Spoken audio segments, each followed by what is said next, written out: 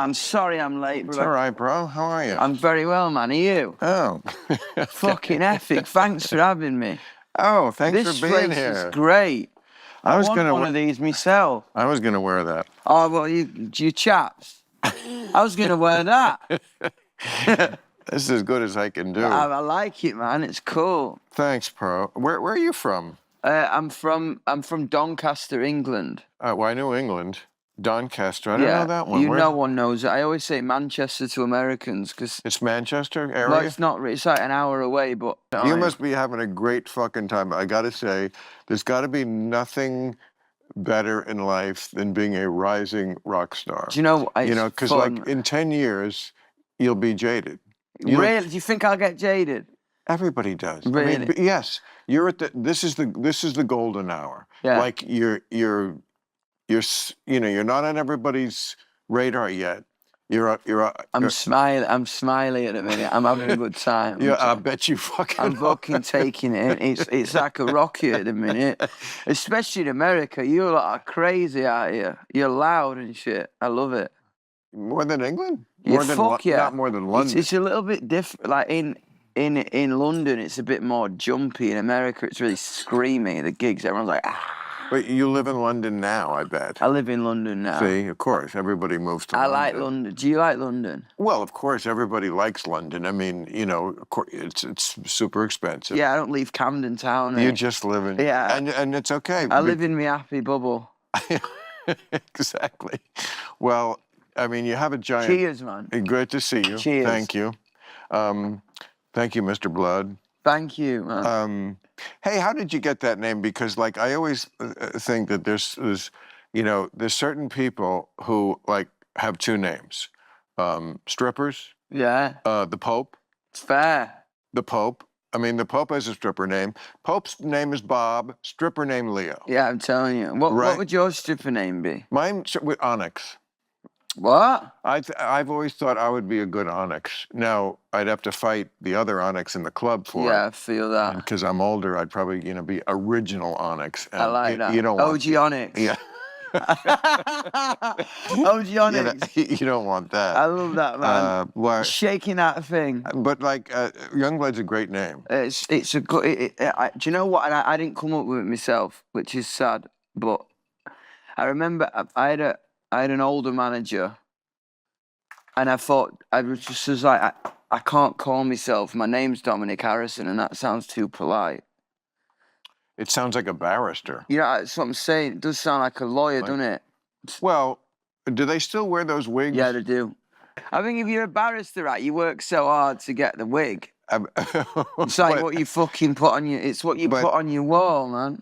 I mean, maybe this is just because I'm an American, but I feel like if I was on trial in England and they brought me into the courtroom and I saw the dude with the wig, it'd be hard not to LOL. Yeah, I'd just be like. But you'd be shitting yourself because you're facing fucking 5 years in prison or something. You know? I mean, you got to say. You got something for sticking with the tradition. Yeah, do you know what? I think the wig's a gangster. I like the wigs, but that's because I'm English, innit? I'm been conditioned that way. Yeah. No, I'm just saying there's something to be said, and probably something to be said against, like sticking with some shit just because we've always done it. I was just in Japan yesterday. Yesterday? Yesterday, yeah. I've just landed from Japan. Wow. Well, I really appreciate you. No, thank you for having me. And you're not jet lagged? I'm not really sleeping at the minute. I'm just kind of getting it when I can. When you're 28, you can do that. Yeah, just like keep going. Because we're in Japan and I've not slept in 3 days. That can be a kind of a high. Yeah. Keith Richards used to do it on purpose. No, I'm vibing. I honestly, because the first night I got there, I was lying in bed anxious. So the next 3 nights, I thought instead of being in bed anxious, let's just stay out. And we went out in Japan, and honestly, your fucking carpet don't look the same when you come back from Japan. Why? What do you mean? Just mad, innit? Just like fucking total 180. I love it. What is Japan like? I don't know. You're in Tokyo? Extremely respectful. Yet after dark, the craziest fucking place you've ever been to. Well, respectful, but there is a lot of groping on the subway. That's fucking weird. Yeah. Do you know what? I don't. They do. Honestly, like it's a bit fucking weird, that, isn't it? Over Well, they also sell used panties. there. They do. in the vending. Do you know what? I went in a vending machine. I went to. Am I lying? I went to No, a. right? I went to a bar. I went to a bar the other night, and we were like, it was like an arcade bar, and it was fucking great. But I thought that was a myth, and then my mate said, "Get a load of this." It was like used knickers in a vending machine. Did you get some? No, I didn't bother, but my mate did it. My mate tried for like 2 hours. I was like, and then we pulled them out, and then they weren't really used. It was a scam. I was guessing say Bullshit. They can't sell it. You're not really going to do that. If you're gonna say they're used, sell used. I find that just disgusting. Yeah. I mean, and you know, they weren't really used. It was bollocks. and how would you tell if they were used? It'd Probably smell them. It'd be an odor, yeah. Yeah. I mean, because that's really what they're going for anyway, right? Yeah. I mean, anyone can go to. I can go to fucking CVS and buy panties. Exactly. Like I did yesterday. But my mate smelled them and he said, "No, they smell clean as a whistle." So Yeah. they were like vibing. Boy, you think you have respect for a country. You find you know out what? a thing like that. But then the food's beautiful, innit? And the people are fucking legendary. Well, The what are the crowds, people man. like? I mean, Do you know what? It's so fun because they're reserved. they're right? so you walk up to stage, and normally, like in the UK or here, when you walk into the arena, Sure. it's like Of course. it's fucking dead silent. And there's like a stadium of people outside, and I'm like, is there anyone there? Like, yeah, it's rammed. And then they do this thing in between songs where they go like, yeah, and they just fucking drop the applause. So you kind of just like, whoa, and it's like completely silent. So you feel awkward, but it's not awkward at all. It's actually really beautiful. But we nearly got arrested there last time we went, because after COVID, I remember we were on stage, and this guy goes on this radio host before we went on and starts talking and starts going, I'm really worried about this next act, because there was a ban on mosh pitting and screaming at concerts after COVID. Extremely weird, because obviously you obviously going to scream at a concert, but not in Japan apparently. But this guy goes on stage and he goes, I'm extremely worried about this next performer, because I've seen his live shows. Whatever you do, remember, do not mosh or scream or jump. Watch the show. Now I'm backstage and he's speaking in fucking Japanese. So I'm saying to the lads, I'm going, yo, we better fucking nail this. He's giving us a 2.5 minute talk up. He's probably saying like, this guy's from England. He's going to blow your fucking mind. Get ready to jump and get ready to go fucking crazy. And that's what I think he's saying. But what he's saying is, do not do anything. So I run out. I'm going, fucking Tokyo, you motherfuckers. And the front row, I can see it on the face. They're kind of just like really juxtaposed because they've been told not to. But you know when you tell a kid not to fucking take a piss on the lawn, you want to take a piss on the lawn, don't you? So like when you do it, you're like, fucking yes, I'm taking a piss on the lawn. And then they went extra crazy. And I got off stage and there were police waiting for us. And I'm like, what's going on? And they're like, we told you that you're not allowed to do that. I was like, I don't speak Japanese. Well, like I said, cultures are different. Telling you, cultures They- are. they But it were- was and they- fun. and And they were like, because they were proper naughty. And they knew they were being naughty, so they went extra But- crazy. I got to tell you, this thing with Japan goes back all the way to the Beatles.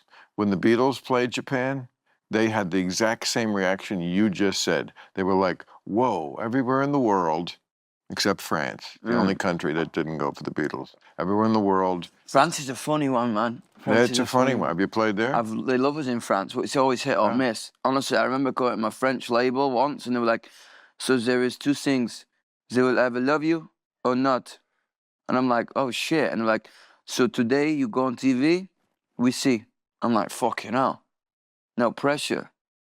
First time I went to France, they were just like, you're either going to be loved here or not.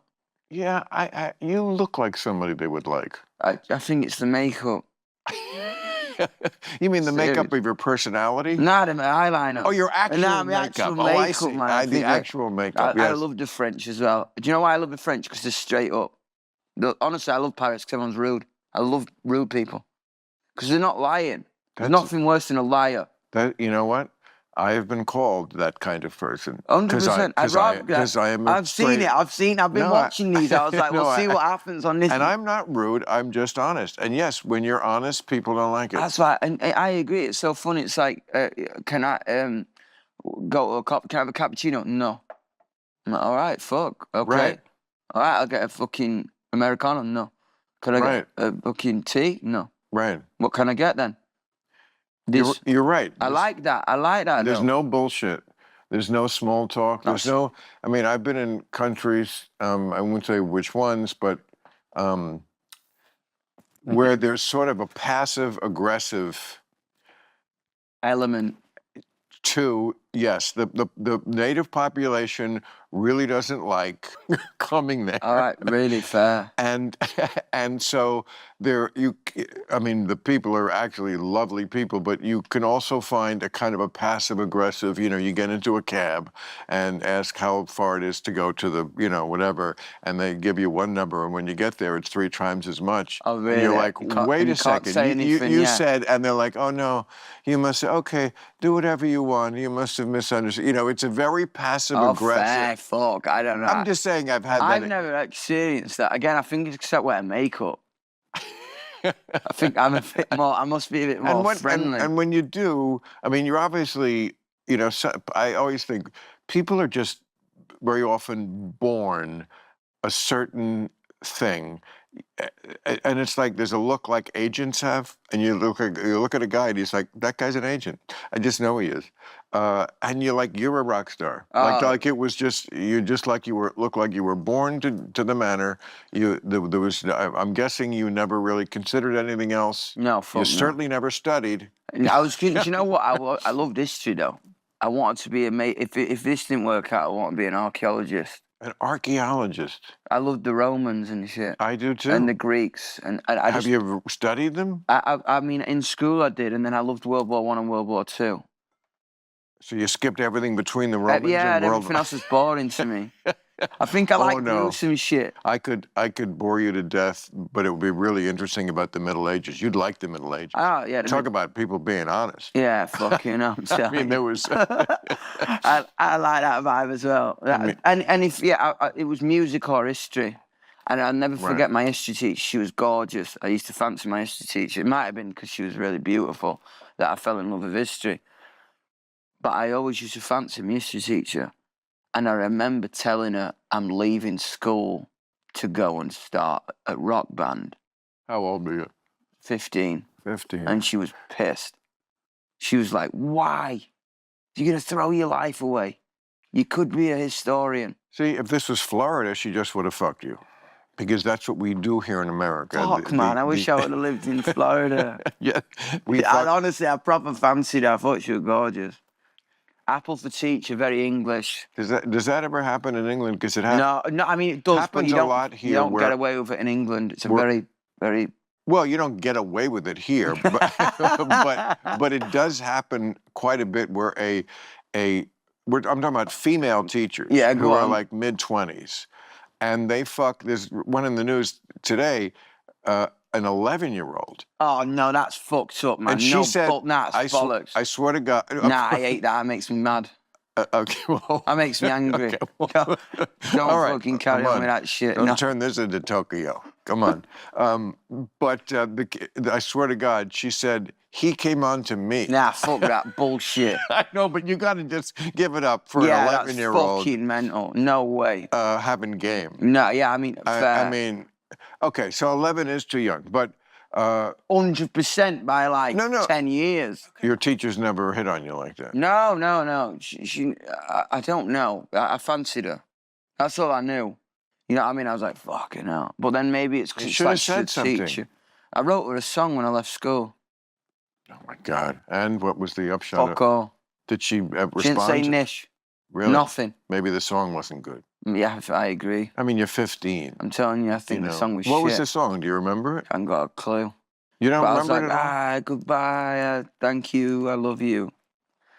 It's probably pretty fucking creepy, to be honest. Do you know the song To Sir With Love? No, who's that? You'd love it, and you should sing it. What song is it? It was a song in the 60s. There was a movie called To Sir with Love with Sidney Poitier. Do you know who that is? No, I don't.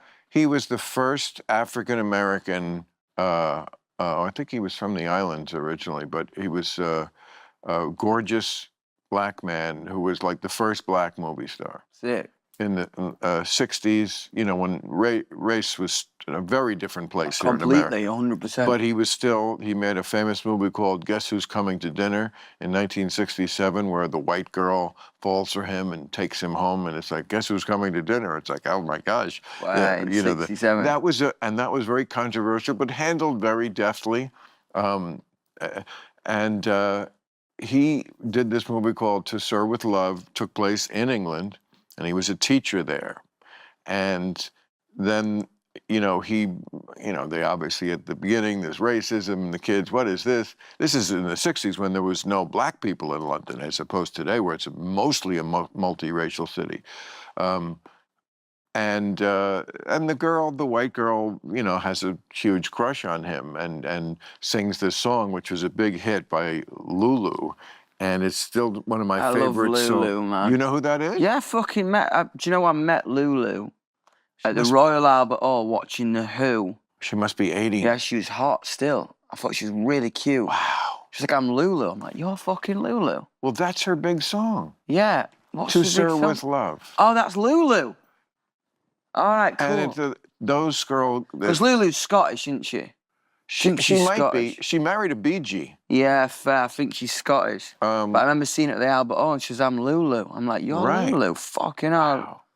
Yeah, I love that vibe. And she, the song is so beautiful. Those schoolgirl days of telling tales and biting nails are gone. And she's singing to this, how can I thank someone who has taken me from crayons to perfume? Oh, wow. A beautiful line. The whole thing is. And it's a great song, and it's a song for someone who can really sing. Oh, my God, that's badass. What's it called? I'm going to write it down. To Sir with Love. To Sir with Love. And see the movie, because it takes place in your neck of the woods. To Sir with Love. I've written it down in my notes, I swear. I'm not going to bullshit, I'm very disappointed if you don't sing Next this song. time I see you, I'll be singing it. And even if you don't put it out commercially, you're in the studio, make it and send it to me. All right, cool, I'll do it for Christmas. I mean, thank you. A little bow on it. Because I have her version and then Al Green. You know who Al Green is? Yeah, I know Al Green is, yeah. He did a version. Oh, did he? Yes. Wow. An R&B version that's awesome. I love that, man. So you know some of those old yeah, I love all cats. that. I mean, my vibe was like, I grew up on, because my old man and my granddad had a guitar shop. So I grew up in a guitar shop. So I grew up on all like Screaming Jay Hawkins and Muddy Waters and Bo Diddley. Oh, the old blues stuff. The old blues stuff, and then like into the Stooges and the Stones and Bowie and shit. That's what I grew up on. And then like a lot of Britpop. I mean, I have no use for that old blues stuff, quite frankly, but I'm sure it's wonderful music, but I love what other generations did with it, quite frankly. I mean, they just made it more commercial. Yeah. I mean, Eric Clapton Sick. and the Stones 100%. were totally raised on that, and that's what they were doing. That's what I love about the Stones, when they were like, we've got to bring Muddy on TV. Because they wouldn't let Muddy on TV. Do you hear about that? First time they went on TV, they were like, we've got to bring Muddy on TV. Oh, we're not doing it. How sick is that? That's gangster. That is sick as fuck. No, they all those British bands who borrowed so generously from America and our roots, and especially the black artists, were very cognizant of trying to pay it back. I mean, Keith Richards did that whole special with Chuck Berry. Yeah, I mean, that's so funny. That's fucking hilarious. When he's like playing it wrong and Chuck's getting mad at him and Keith's like, what you fucking mean, man? I can't fucking do it. And Chuck Berry, God bless him, being always Chuck Berry, his attitude wasn't like, thank you so much. No, it was and I can spanking totally Keith Richards. It was epic. Right. And Keith was like taking it like, yeah, man, what the fuck? That's Chuck Berry. It was an early version of what I'm sure is a very legitimate thing that black folks feel, what they call now white saviorism. Like, don't think you're my fucking savior. Yeah. And so I think it smelled like that to Chuck Berry. Even though 100%. Keith Richards, he had this But heart. I think Keith was coming at it from like a fan perspective, and a wonderful, beautiful perspective of, yes, I want to Holy fuck, acknowledge that we didn't invent this. No, we are took standing it. on the shoulders the giants, of you guys. And Chuck was like, shut the fuck up. Fuck you. When is my call time over? And where's my money in cash? Get out me fucking, get off the stage. Thank you, Whitey. And I just love that they But I'm telling you, Keith was fully just like, yeah, man, I love you. I fucking love you, man. I love when people are just exactly saying what they think. I agree. That's why, and who to they tie are. it back, that's why I love the French. You know, let's just, yeah. Yeah. But, Tie it back, that's why I love the fucking French. Let's not waste time.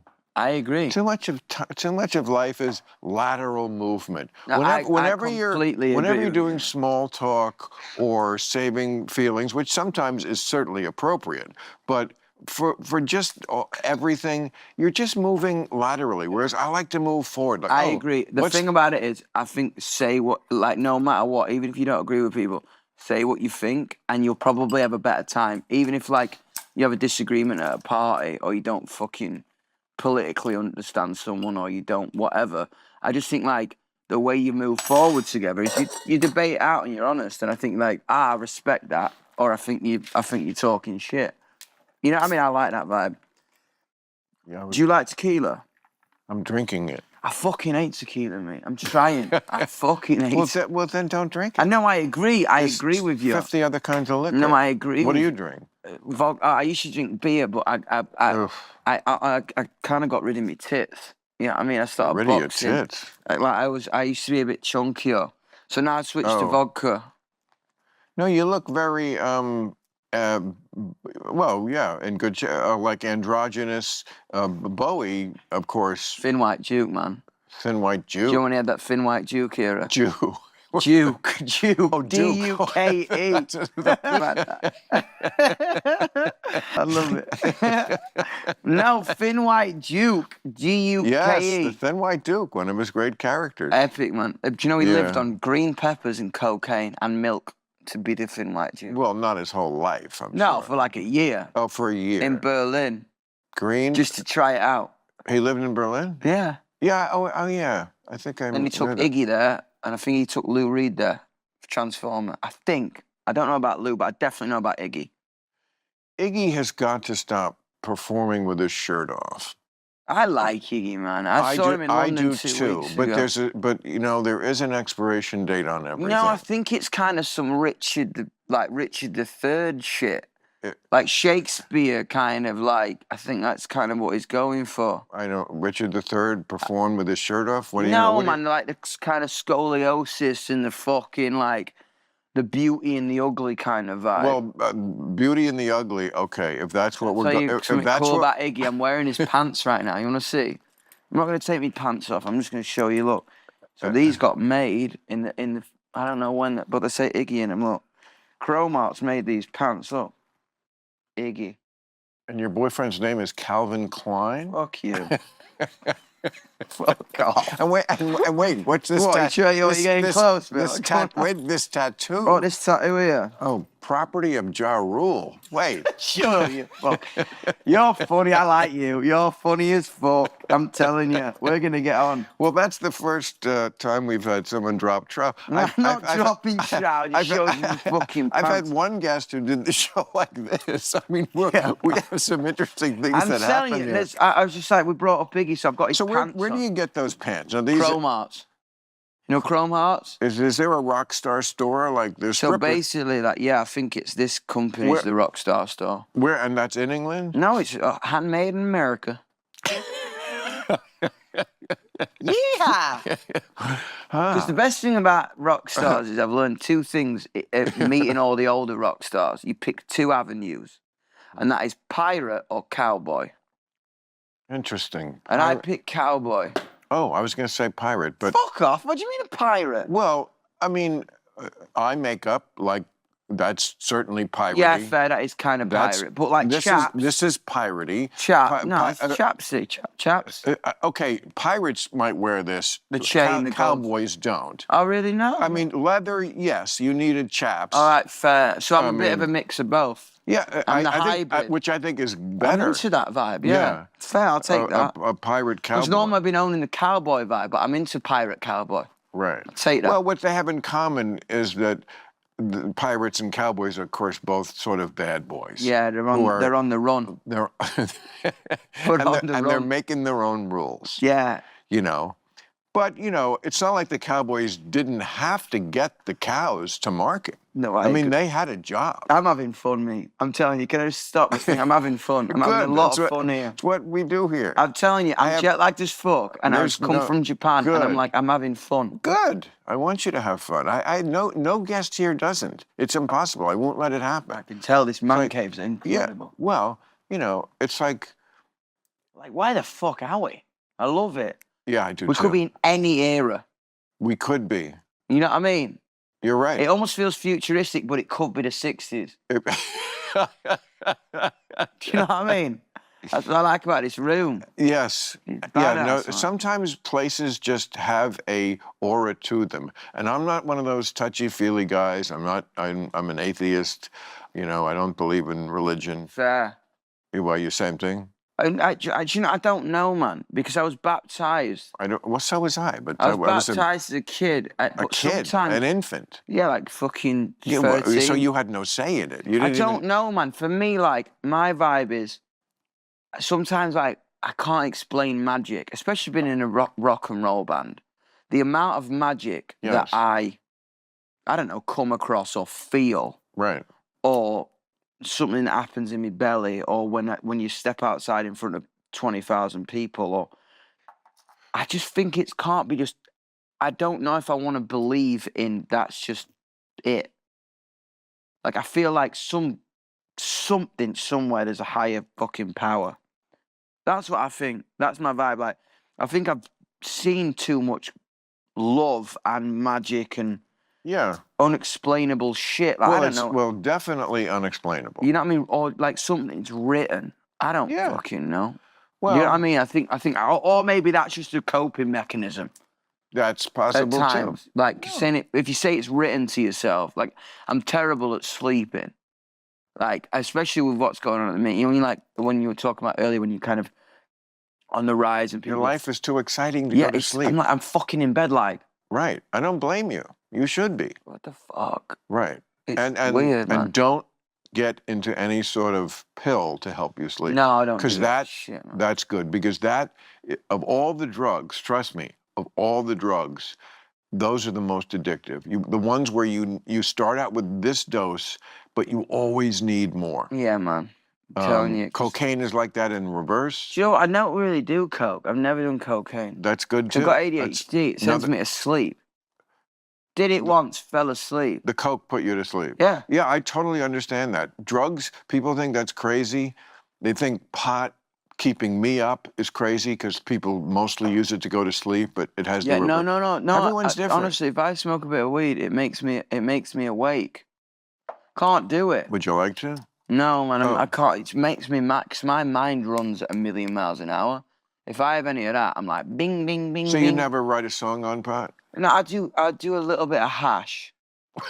Well, that's the same it's drug. A really small bit of hash. No, it's a different vibe, isn't it? Well, pot's like makes me like whoa. It's the same drug. Pot is just hash is just pot. Hash is a bit more like. Bzzz. What, that's how it makes it feel. But I'm telling you, it's all THC. Yeah. It's just that hash is like they took pot and they squeezed it. But if I do that shit, I just like become. Yeah, then don't. Stupid. No. I never encourage people to smoke pot. Because if you gave me some right now, I'd be like this. Yeah, I'm not going to. I'd be like, what? Well, no, we don't want that. No, we don't want that. No, and we're not going to get it. No fun for anyone. Everyone will be watching at home like, what a fucking cunt. Okay. We're not giving you pot. Okay. I'm down. I'm into it. I just stick to the Okay, vodka. Mr. Blood. Yeah, sorry, thank you, sir. We are not giving you pot. Stop worrying about it. God damn it.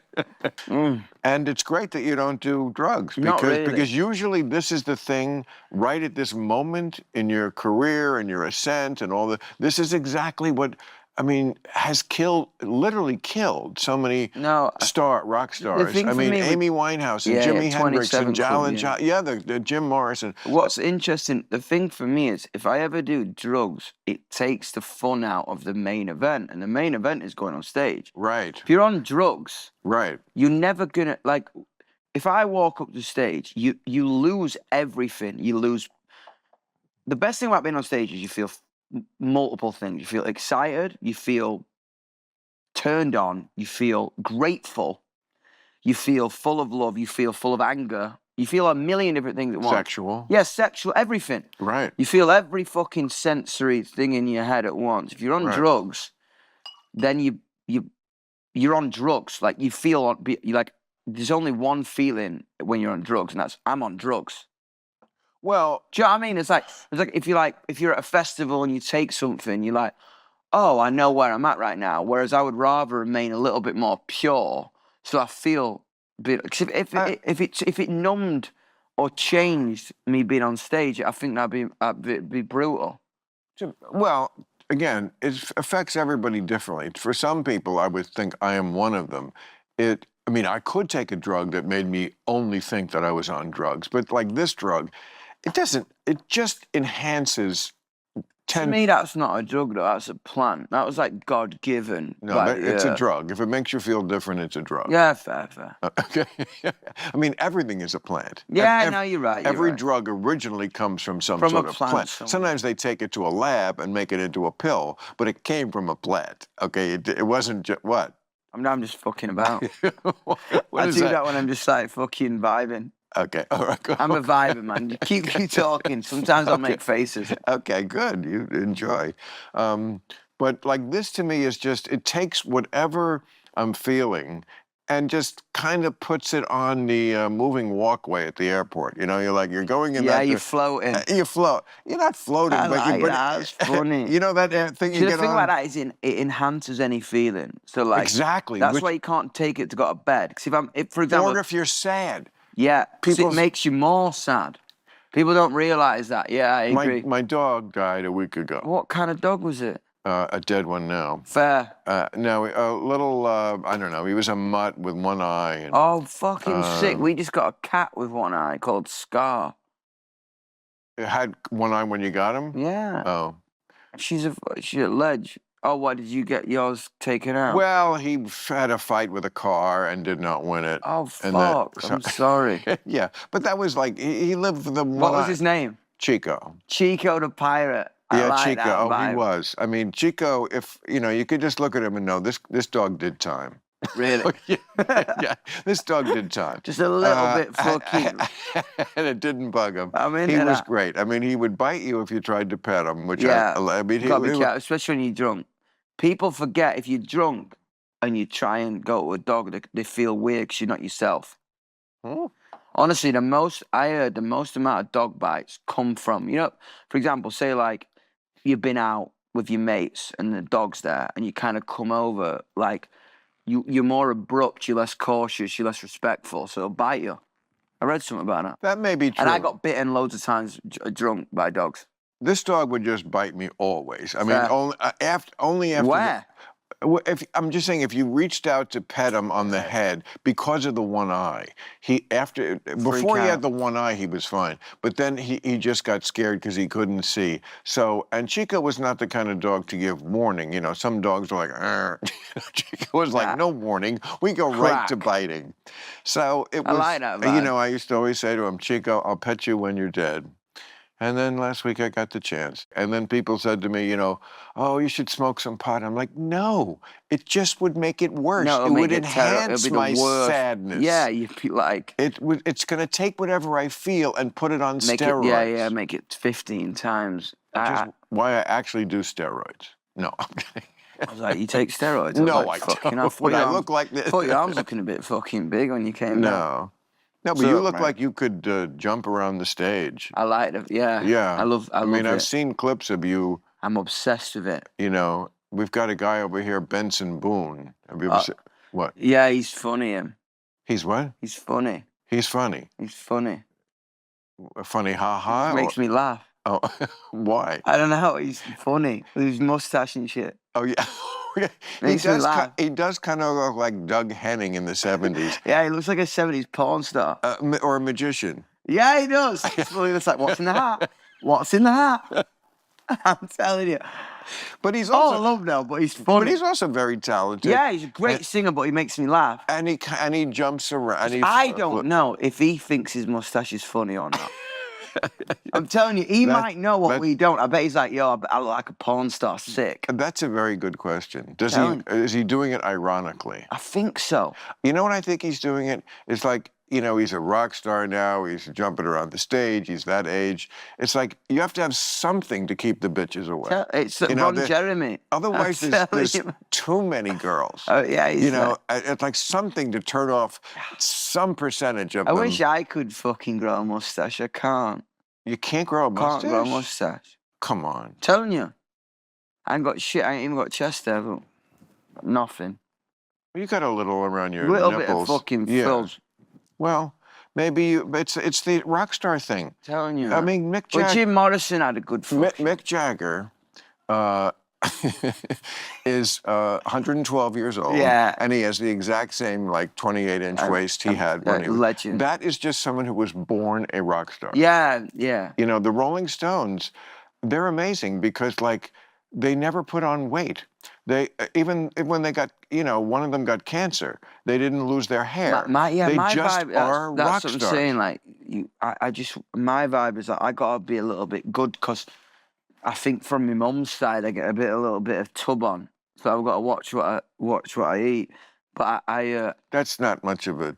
No, a little bit. I'm saying that's you don't want to be machine. Iggy or Mick, man, they just kept it tight, didn't they? You know what I mean? Naturally.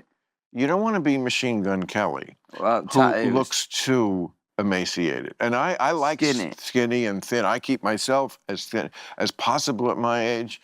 But I thought that I got a bit too skinny this year. I was like, fucking hell. You can. No. I like looking a bit like I'm down a fucking ride. You know what I mean? Ariana Grande has a new fast food restaurant. It's called Look at the Box. What is fucking Ariana Grande, man? She's a cutie. Okay, but she could put on a couple of pounds, and that's somebody I agree. who. Do you know what? If I knew Ariana Grande, I'd bring her back to Yorkshire and give her a couple of Yorkshire puddings. Would that do the trick? I'm telling you, yeah. Cuddle and Yorkshire puddings. Give her a cuddle. Give her a fucking cuddle. Take her to the cold and give her a couple of Yorkshire puddings. I'm sure you'll be doing duets with her soon. I'm telling you, she's got a good voice, She can and so do you. I mean, people want to work. Yeah. What? I don't know. I just fucking did it again. I just have these sporadic fucking things, man. That's fine. You said you got a good voice and felt like singing. It's sort of like a delightful version of Tourette's. Yeah, it's fully like that. It's Tourette's delightful. Tourette's about the fucks. And That's fuck, exactly. You know what I mean? Yeah, you don't want to do that. But this is good. But I mean, people of a certain caliber talent only want to work with people who are equal. Yeah, 100%. Which is understandable. I think that's when it makes sense as well. You know what I mean? Like, I think when you're kind of looking for a collaboration, you want to be able to stand next to someone on stage and almost shit yourself to be like, oh, they're going to be better than me. You know what I mean? You want that healthy competition, don't you? You want a healthy competition, yes, and you also want to feel like you're not slumming. Yeah, I agree. You want to feel like you're with people who are on your level. Yeah, on your wave and on your level, 100%. I mean, because, life is not a democracy. Talent is not meted out, according just to whoever wants it. It's sad to say. Lots of people would love to be a rock star. I'm sorry, you didn't pull that in the lottery. Yeah, man. I mean... It's a funny one, isn't it? I think I love it. I fucking love being on stage. It's awesome. Of course. I mean, it's fucking great because you. Can you imagine your life if you really were an archaeologist? Nah, yeah, I think you're right. I'd probably be a TV archaeologist. A team, even that. I mean, you'd Yeah, have to do the fair. real work. You'd have to go And out. no one would let me be on TV because I'm like, I mean, look at the fucking pyramids, man. What? Okay, Look well, at the fucking Roman shield, you it's fuckers. you wouldn't even be at the pyramid. No, I agree. The pyramids would be a fucking Ramada compared to where you would be, which would be in the middle of fucking nowhere, because archaeologists are looking for the bones. You're right. Of our human ancestors. Yeah, no, you're right. You know, I mean, like, Because we all think it's going to be like The Mummy and shit. You know that film, The Mummy? I watched it on the plane back from Japan. really? The CGI is so bad on that film. Honestly, when I was a kid, I was like, what the fuck? Right. It's terrible now. But I watched The Mummy, I was like, could have been an archaeologist, but definitely wouldn't be that. I mean, they spend decades, literally, sometimes sweating, scratching your ass, trying to find a fucking... scratching in the dirt. Yeah. And, like, you, of course, only hear about the successes. Yeah, Like, fair. do you know who Lucy is? No. Oh, okay. Who's Lucy? You said that like the French. No. Fuck no. Fuck, who's Lucy? Lucy is a skeleton of our what they think is our first really humanoid ancestor. All right, cool. 2.5 million years ago. Shit, wow. Yeah. Where'd you find her? She's about... Oddly, at your pub. No, I'm fucking telling you, man. No, Always the way. in East Africa. Oh, fuck, cool. The cradle of civilization. I'm into it. Yeah, and that is where humans, I think, first appeared. Humanoid. I mean, we're 2 million years before we get to different. our species. Yeah. Homo sapien. Yeah, cool. But this is a humanoid. She's about 4 foot tall. That's how tall women were, humans were at that time. Wow. But she did stand upright. She stood upright? Yes. All right, absolutely. Sick. And didn't get credit for it. Fair.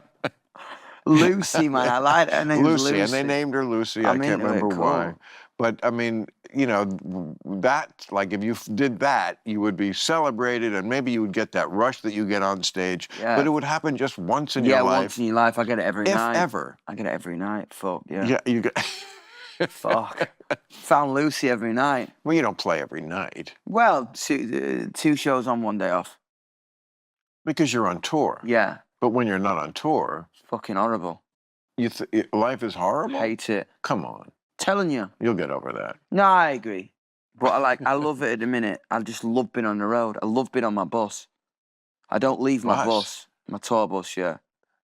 Even if I got a right nice hotel. You will definitely get over that. Yeah, probably. I got a 5-star hotel. I go in the hotel, wash me winky, and then fucking head back to the bus. You sleep on the bus? Love it. By choice? By choice. Wow. Love it. That is interesting. I think the thing about hotels that freak me out. There's no consistency. Do you know what I mean? It's like a new room, you got to adjust to a new energy. And then some nights you got some fucker shagging next door or events going...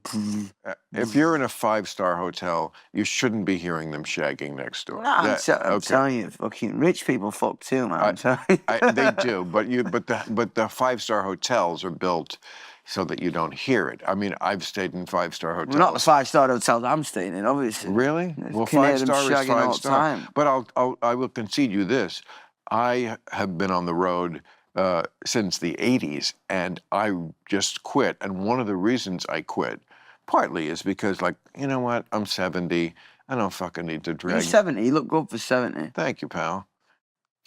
I'm telling you, look at your fucking forehead. It's clean as a whistle. Let's see that stomach again. No. Just like basic shit. And they can fuck it up. And freak out on hotels. And the hotel can fuck it up. I mean, it's weird. The thing about my buses is how I want my room to... Like, if you're in America, when you tour America, it's kind of weird. When you tour Europe, you come to a different culture, different language, different food every day. So you're kind of down to embrace that a little bit more. When you're in America, 6 weeks of the same thing. You know what I mean? I mean, obviously, you get, like, Dallas and Seattle and great cities. But when I'm in America, I like my bus. I like my biker boots. I like a midnight truck stop, and I like my bus. Because that makes me feel, like, comfortable in America. And I just don't fuck with the hotels when I'm here. A midnight truck stop? That's where you want to get the food? No, I don't eat there. I just have a couple of drinks and just... Because the vibe is, like, because the drives are so long in America. If you're leaving, like, I don't know, Salt Lake City to like Austin, you got like a stop in the day, and then you keep going.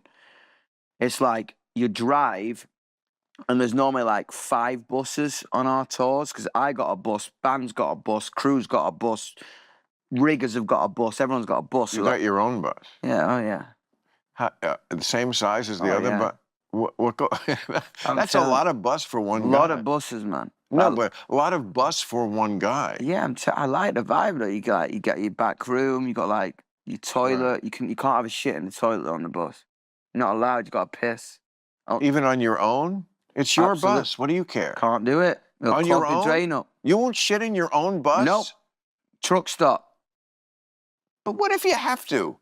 You go to the driver and be like, "Yo, I really need the toilet," and they're like, "All right, man, I'll stop at the next services." You'd rather lay a load in a fucking strange truck stop toilet than in your own bus or in a 5-star hotel? Yep.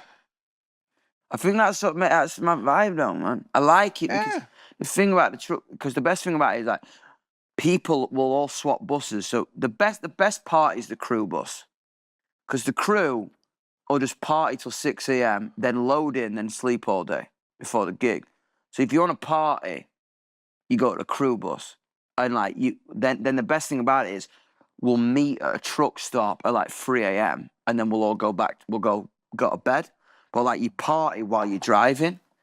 So I love like 3 a.m. truck stop in America. It's the best. You get a fucking Slim Jim, crack a Slim And Jim. these are with the groupies you took from the last city? No, I don't really do groupies. It's 2025, innit? Can't be doing that shit anymore. Oh, right. Like fucking fans promise. ever goes out of style. Shut the fuck up. You know, like nobody's ever going to fuck a groupie again because it's 2025. You know what? Where's AI when you need it to... What? No comment. So tell me you've never availed yourself. What's availed myself mean? Availed yourself means not taken advantage in a bad way, but just a female was enamored of you because of your talent, shall we say. I ain't been that big for that long yet. It's on, I told you, it's on the way up that it's fun.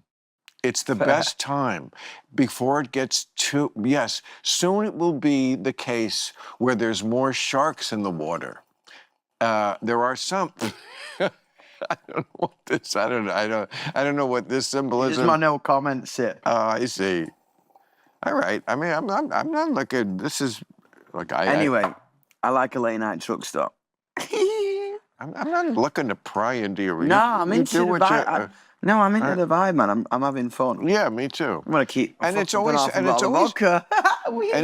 and you shouldn't be ever put off by the fact that to people who are not rock stars, otherwise known as 99.99999% of the population. Yeah.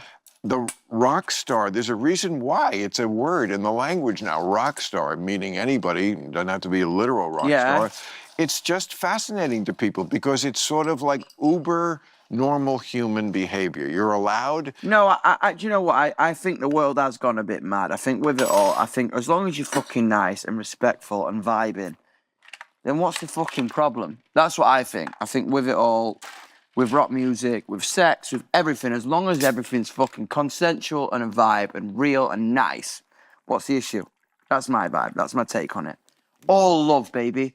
All fucking love. Jeez, I'll embroider that on a pillow Telling tonight. you, embroider that shit on a pillow. Oh shit, I dropped the line. Who gave you that speech? Me. Your publicist? No, I did. I fucking did. I believe in the love. I love the love. Really? Yeah, I do. No, who doesn't? Like, who doesn't love love? Yeah, I agree. Because, like, religion, you know, look, I'm basically where what you're saying is, I don't disagree. We don't know.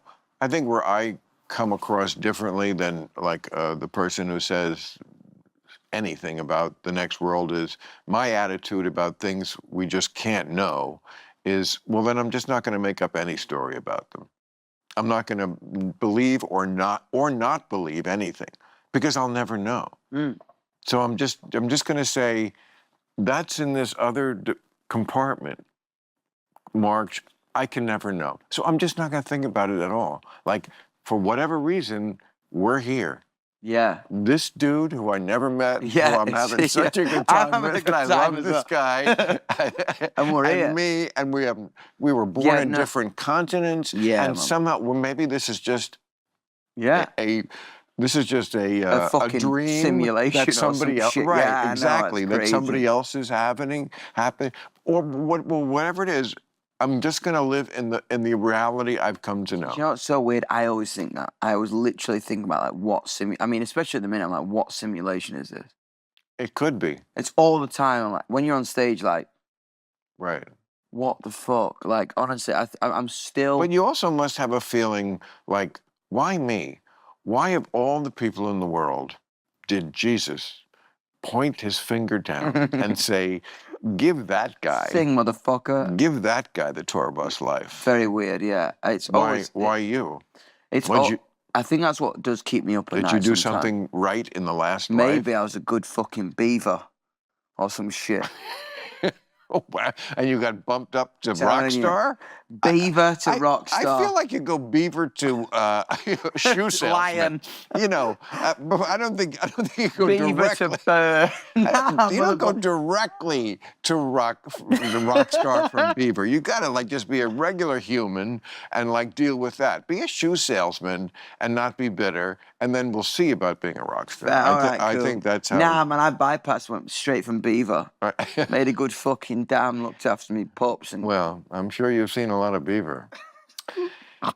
Do they have that term in England? beaver. Is that what they? Not really, no. You know what that is in America? Does that mean fanny? No, beaver means pussy. Yeah, fanny. Fanny. We call it fanny. I never heard of that. Never heard fanny? Fanny? Fanny. Like Fanny? Fanny. That's what we call an ass. That's an old term. Her fanny. Really? Oh, really? Oh, no, we. That means a woman's. Yeah, Like genitals. specifically or sex in general. No, genitals. Oh, You fanny. the lingam. Yeah, I you know, don't. The yoni, whatever. It's a bit more like the thing about a British accent. It's a bit more. Woohoo! And like, cause I couldn't say the P-U-S-S-Y. It's a bit weird. Like just like fanny's like a bit more like woo. But you guys use cunt. Like, I mean, yeah, but we don't use cunt in that word. I call it. All right, you cunt. Right. It's a much more benign word. Yeah, it's more fun. It's more fun. Yeah, it's not like serious. The C-U-N-T word's not serious. No, it's not. Especially in the south. Right. The thing about it is, in the north, of England, it's a little bit more disrespectful, Right. like America. If you say cunt in America, I was like, in the south of England, everyone's like, all right, you can't say, is it fucking going when they speak like this and all that. In the north, if I said C-U-N-T to my mother, she'd wash my mouth out with fucking soap. No, north is what, like Liverpool? Yeah, like Manchester, Doncaster, Liverpool, Newcastle. So Manchester is north. Manchester's not. And is anything north of London? Yeah, fucking hell. That's what Americans are like, oh, I've been to the North London. I'm like, no. Don't say that in the UK. It's like, right, there's London. If that's the UK, right, that's Scotland. Which, oh, that's a different country. Well, I mean, it's part debatable, of the UK. Yes, 100%. You have Gaelic roots? No, I don't. I'm a Portuguese Jew. Oh. Romanian Gypsy. Wow. English. Roma. Romanian Gypsy, yeah. On my mum's Gypsy, side. Roma. Yeah, Roma. Holy fuck. My Charlie. Yeah, my mum's father. Well, my mum never knew a father. Cowboy and pirate. Cowboy, pirate, trumped gypsy. by gypsy. Yeah, gypsy boy. Gypsy's like even on more. On my mother's side, yeah. Wow. My mum's father was a gypsy. Okay. Well, that begins to explain your vibe, charisma and stuff. I think that's why I never want to be in one place. I freak out if I'm in one place for too long. Because you're a gypsy. Yeah, I think so. I really do think that. Like, my mum always says that. She's like, you got that. Because my mum never knew a dad. My mum's dad knocked my grandma up, then pissed off. And how do you know when you're really a gypsy? Hey, my wallet. What?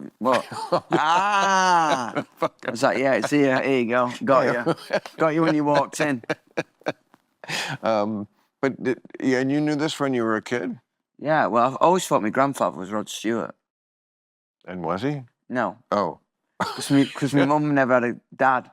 So my grandmother always lied to me. So you just figured Rod Stewart had fucked so many women? Yeah, my grandmother... It's not a bad assumption. In all fairness, right? I'm from the north. My mum never had a dad, but I don't think my mother or my grandmother wanted to upset me. So she always said to me, Rod Stewart was me. Oh, that's funny. Grandfather. So I was always like, fucking hell, man. I have this rock star granddad from like being like 3 to 11. And when I found out, I was in a supermarket, right? And I picked up a Rod Stewart CD. I was with my mother's mum, my grandmother. I was like 9 or fucking 11 or some shit. And I was like, picked up this CD and was like, nah, proper quivering lip. Like, when's Grandad gonna reach out to me? When's Grandad coming home? And everyone at the checkout started hysterically laughing because obviously they caught my grandmother in a blatant lie. And that's the day I found out Rod Stewart wasn't my grandfather. You know what I mean? But your grandfather was... My grandfather was a gypsy. No, a rock star, wasn't he? Wasn't your grandfather? No, on my dad's side. T-Rex? Yeah. So my dad's side, because my grandfather was a keys player who auditioned for T-Rex and didn't get in. That's too bad because, like, Bang a Gong, do you know it? Bang a gong, get it on. Bang a gong, get it on. Epic, man. That was the shit. That was the shit I got brought up on. So on my father's side, so there was like my dad's dad, and my dad's dad's brother. Philip was a doctor, and my dad's dad was a musician. So my granddad was almost like the black sheep in the family. What's that? Fuck is that white shit you putting in there? Why do people freak out when I use liquid heroin? Like, it's not a party, okay? A little bit of H, man. It's a, you know what? What's Jing? It's Jing. Boy, that stopped you in your tracks, huh? Yeah, soda. You know, it's actually very healthy. It's lemon, lime. It's a way to Is have... this weed as well? It's a way to have soda without any chemicals. Should have. I want to put a bit of that in my vodka. All right, Jing. You should. It's very tasty. Jing. There are different... I'm into it, man. Here, don't do that. Like, here, take Oh, this. shit. Sorry, you got me a stirrer. There you go. Could take the boy out of North. What do you think? We're on a tour bus Yeah, here? Where this is civilization now. So I'll give you that back, sir. Thank you. What was I talking about? Oh, yeah, my granddad was a musician. So my grandfather would basically obsess over old records of me. He'd be like, oh, this is the good shit. He'd like play me the Stooges or MC5. You should see my record collection. Oh, really? Because I mean, I was 12 in 1968. Fucking hell, that's great. Yeah, it's good. I mean, it does make me drink. It's like, what's in it? Stevia and shit. It's stevia, yes. I can tell it's stevia. It's actually made by a chemist who, you know, knows his shit and is... Is he chemist? Is he a mate? Is a mate? No, I understand what the word means. I wouldn't. We're going to be friends, me. I'm telling you. I wouldn't. We're mates already. But I wouldn't say he's a mate. But I met him, and you know, not every. You know, he's a doctor. I like people who know more than me about something. Yeah, all right, cool. I like that too. I mean, it's great to pick people's brains. My favorite 3 words are "I don't know," because when I say that, I learn something. You know what? My vibe is like, I mean, not from you. People are so afraid to say "I don't know." Do you know what I mean? If you're in an interview and you ask me a question, I'll be like, oh, yeah, I tried to skirt around the subject. I love saying, I don't fucking know what you're talking about. You know what? Because it shows you're confident. It shows you're... People, you know who never says, I don't know? Unconfident people who want you to think they know everything already. I hate that, man. Like, what's the point of life? Because they just can't give it up. Whereas, like, if you're confident that... I already know I'm a smart person and people think I'm a smart person. I don't have to then pretend I know everything. I always say I ain't got a Scooby-Doo. Right. Which means I ain't got a clue. You know, like we do that.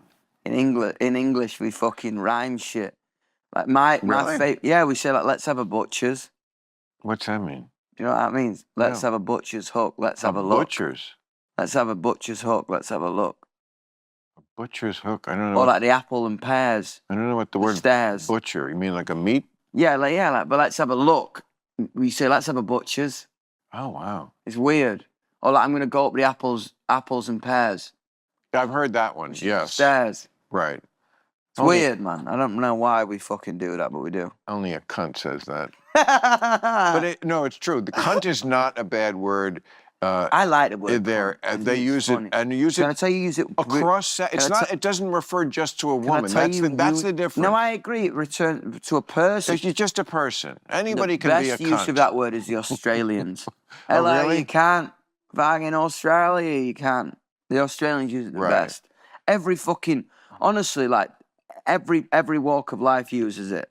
Like a grandmother will be like, hello, you can't. I bless this meal. You're so right when you say it's just not serious. Whereas here, it's serious. Yeah. Especially if you say, boy, I'd like to fuck your cunt. Oh, fucking hell. That gave me a fucking... That's too serious. Yeah, that triggered me. So you know what real confidence looks like? It's smooth, unshakable, and just a little bit daring. The kind of confidence that sticks with you long after the lights go out. And it's the kind every guy deserves in the bedroom. That's where Rougette Go Long comes in. This isn't just another ED pill, it's a confidence game changer. Go Long combines 2 doctor-trusted medications in one dual-action formula to help you get hard. Let's just put it out there, people. Go hard and go the distance. Plus, good effects last for up to 36 hours, which means you can feel confident all day and night, and then some of the next day too. That's a good date. Getting started is simple. Connect with a board-certified doctor 100% online at rugiet.com. If prescribed, your treatment ships discreetly to your door. Ready to level up your confidence in the bedroom? Head to rugiet.com and use the promo code RANDOM for 15% off your first order. That's rugiet.com, code RANDOM. Make sure to use the code so they know our show sent you. My vibe is like, because the Americans have started using it. I mean, like, oh, on TikTok and that, you're serving cunt, which I don't get, but it's made it more acceptable in America, which is like, you're giving me attitude. Isn't it great the way America and England, of course, we've had our differences. We had to break away from England, fight a war. It's a long time ago. Spanking and sent us home. Well, exactly. But the way culturally, certainly in my lifetime, there's been this back and forth. I mean, rock and roll and that started here. And then you guys took it and brought it to, I mean, the Beatles and the Stones and Oasis the Who. And the Stones and the Who, yeah. You know, when Eric Clapton, like all that. I mean, and then we would take back. And then you take you back. And you know, I mean, there's just a wonderful sort of simpatico between the two cultures, which have enough that is not in common, so that they kind of complement each other. You know, they bring things to each other. I love playing America. I'll bet you do. Honestly, I love it. I think everyone, like, for example, say like I'm in like Cleveland or fucking Milwaukee, I'm at radio, they laugh at me. If I come into a radio station, I'm like, all right, hello, fucking with my accent. Everyone laughs at me. Why? I don't know. Never heard a British accent? No, I think, honestly, if you're in fucking Idaho, everyone's like, oh my God, you're British. Especially musicians. We've heard 1,000 fucking musicians who have your accent. But not in the... most of the people... Not in the flesh occasionally, you know what I mean? Like, it's funny. Every time I'm going to, like, Idaho radio station, I'm like, hello. I'm like, hi. I mean, in my formative years, my first years of listening to music, it was mostly either Motown, which was very American. Sick. Obviously, we know that. But if it wasn't, it was British. Yeah, man. It was the Beatles and the Stones and the Who and the Hollies. I wish I would have been around for that, and the Moody Blues and T-Rex and David Bowie and like and Clapton. I mean, Cream. It was just Sick. It was mostly, first of all, for some reason, like the male band. That's an extinct species. Weird, right? In that first era when I was listening to music, that was the Doors and everybody. Yes, I just got into the Doors, you know. I just got into Jim Morrison, I thought he was a bit of a cunt for a bit until this year when I started like listening to him properly. I was like, why'd you think he was a cunt? I don't know. I think everyone overhyped him. Do you know when everyone's like, oh yeah. Well, anytime you die, they do. Yeah, everyone's like, yeah. Dying is the best career move. But then if you really want to blow up, die. Yeah, innit? I'm telling you. I just made it through 27. I thought about that. Move the needle. But the problem is I won't know shit. 28 is the new 27. Can I tell you one thing? I'm going to be fucking 75, hopefully, like, skin like leather. I'm telling you, if you live, it's a terrible move. Yeah, really. It's a career terrible ended. move. All right, fuck it. I mean, come on, man. Come on then, bollocks. No, but it is true. I mean, he's blown up beyond proportion because he died. That always happens. I mean, he was phenomenal. That's what I've learned this year. But he also Soup was, kitchen and shit. but they I'm like, were wow. also great. The stuff they did put out was mostly good. Not everything, anything anybody puts out is good.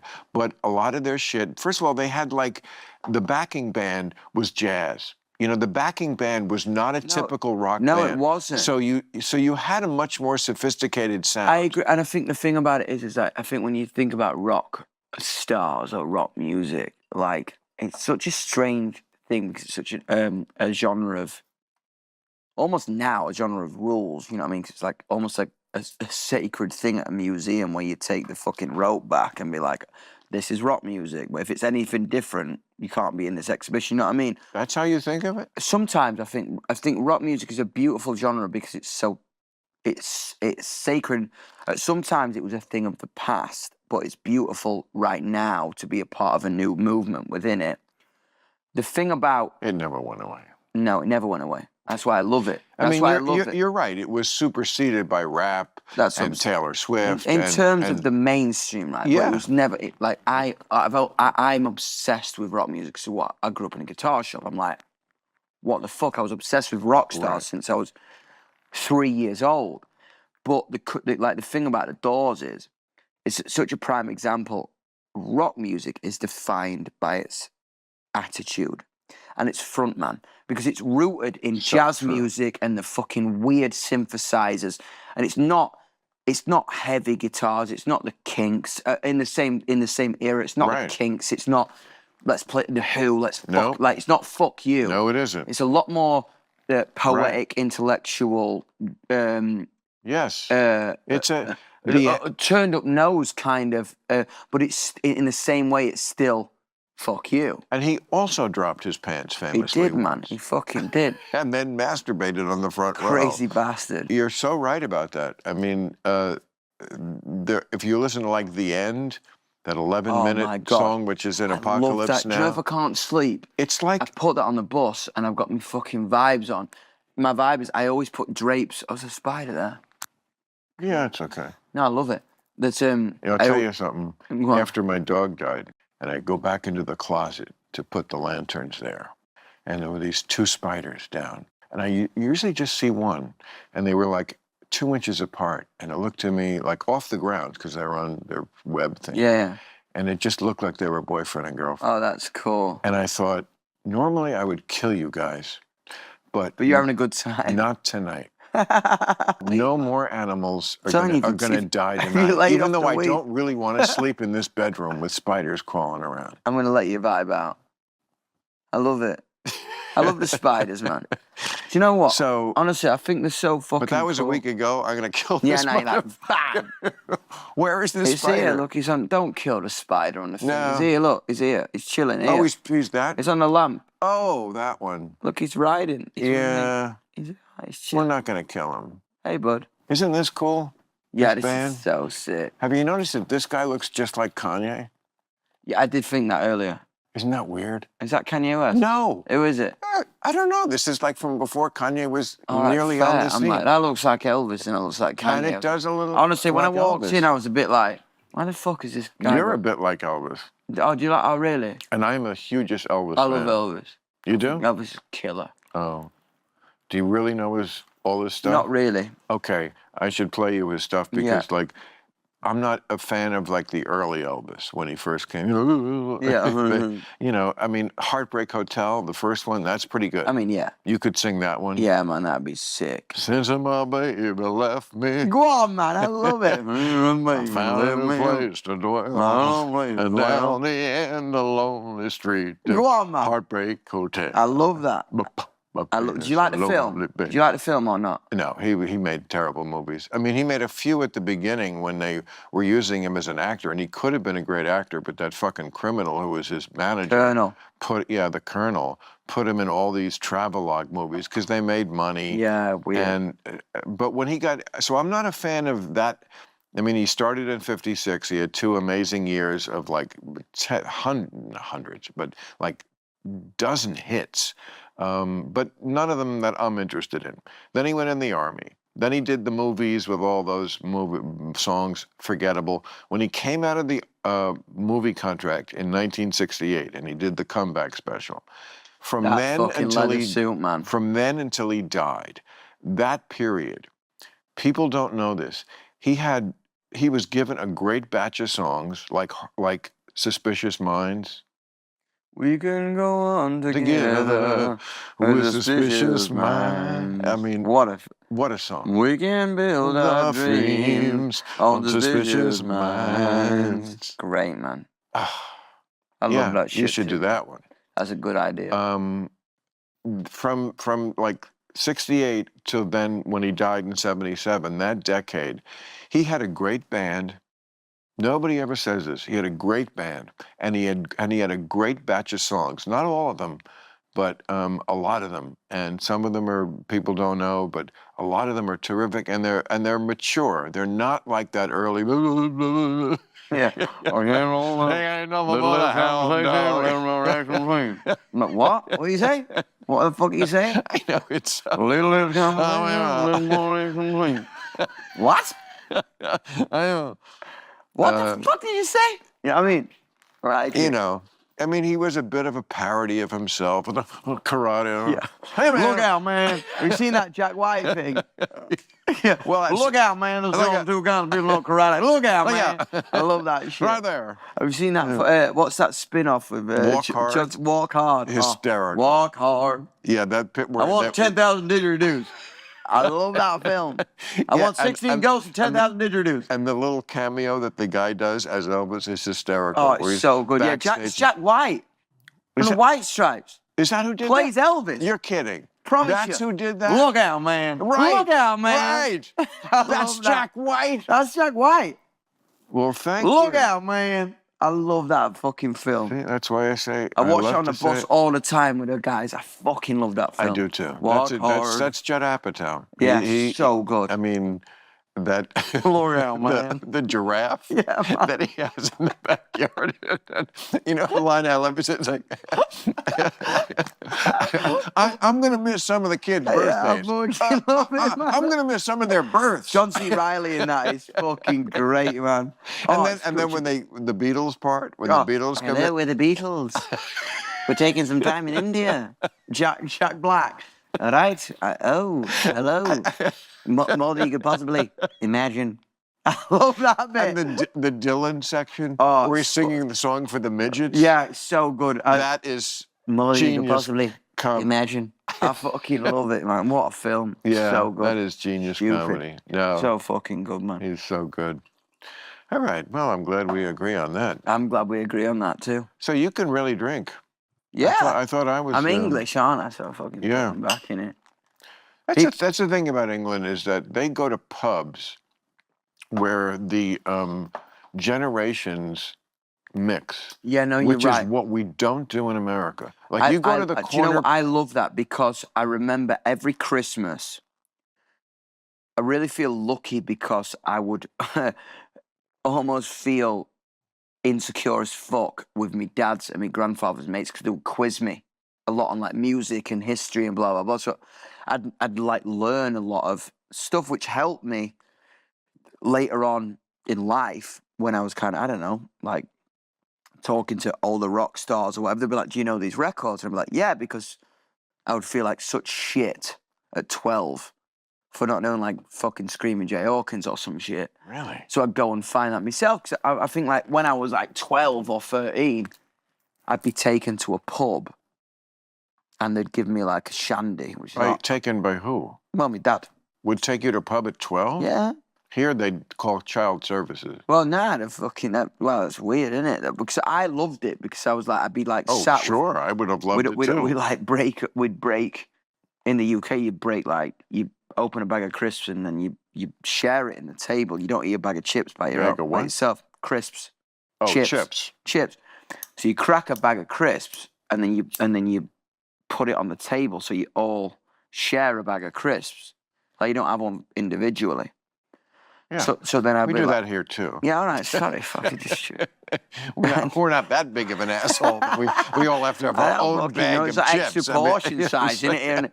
Oh, so then the English. Yeah, and then superior. And I'd have they shared chips. Yeah, fair. Sorry, and I'd have half a beer and half lemonade, and I'd have a shandy at 12. And I'd I don't think it's the worst thing in the world to introduce a 12-year-old to the concept of having a pint. Yeah, I think that's why. A pint is a little much. Nah, it's all right. But like kids have to understand that there are in this world two different realities. There's the one you're born with, and if you're a person who's completely sober your whole life, like our president, never had a drink, okay. But then most people discover at some point through whatever drug, whether it's liquor or whether it's pot, something that, oh, there's a way where my mind is kind of twisted over to here with some advantages and maybe some terrible disadvantages, but it's like there are two.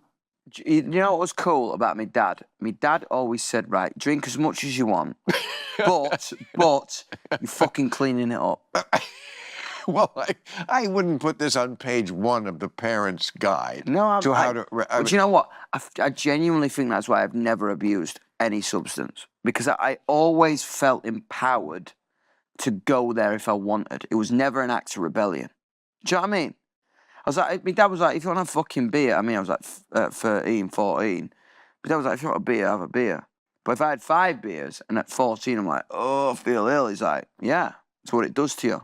But why do you think so many rock stars fall victim to drug abuse? You'd think drugs being the thing that people take to get away from reality, it'd be the last thing someone whose reality is so great to begin with would want to do. To me, it's a sense of control of your own destiny. Because even though it makes you feel out of control, you're like, this is the one thing in the world that I can do that no one can kind of monitor, I would say. I'd be like, I can go to this place and I'm going to be on my own trip. And no one can change my trip because it's all internal. You know why the Doors are called the Doors? No. Because there's a book by an Englishman, Aldous Huxley, called The Doors of Perception. Wow. And it's about drugs. And it's saying drugs open the doors of perception, and that's why they took that name. Yeah, I love. You know, one of my favorite Jim Morrison things was like some mad reporter was trying to slate him. Was like, oh well, your recent poetry's not been well reviewed, and blah blah blah blah, all this shit. And his response was like, oh, I just don't think they get it. I guess. And I was like, wow. But why? I loved that because he was very much like, art is such a strange. You know when someone reviews an album. Oh, I find that such a crazy concept. How the fuck can you review an album? I was just saying this we did Billy Joel. You should listen to it. You'll love it. It's on. And I said the exact same thing. How the fuck can someone review an album? You can't review music. It's like it hits you or it doesn't. So they review the lyrics, which is a dumb thing because it's music. Yeah, it's not lyrics. It's true to someone. The thing about it is, right, like, you take a young artist who comes out of the gate and is like really excited and people love it and then fucking Pitchfork or Rolling Stone give it like a 2 out of 5. It's like, how the fuck do you do that? Like, someone has just been like sat in their room and been like, this is what I feel about the world. This is what I think. Because Rolling Stone wants to tell you what music is important. And I could give a fuck what music is important. Music isn't important. That's why I love it. It's not important. Yeah. It's pleasurable. Yeah, and it's someone's spirit or someone's opinion of the world. That's what music is. Music or art in any regard, intellectualized, takes the fun out of it. Like, my vibe is like, when you see some cunt intellectualizing a Picasso or some shit, I bet he woke up took a shit and painted it, and was just like, that looks great.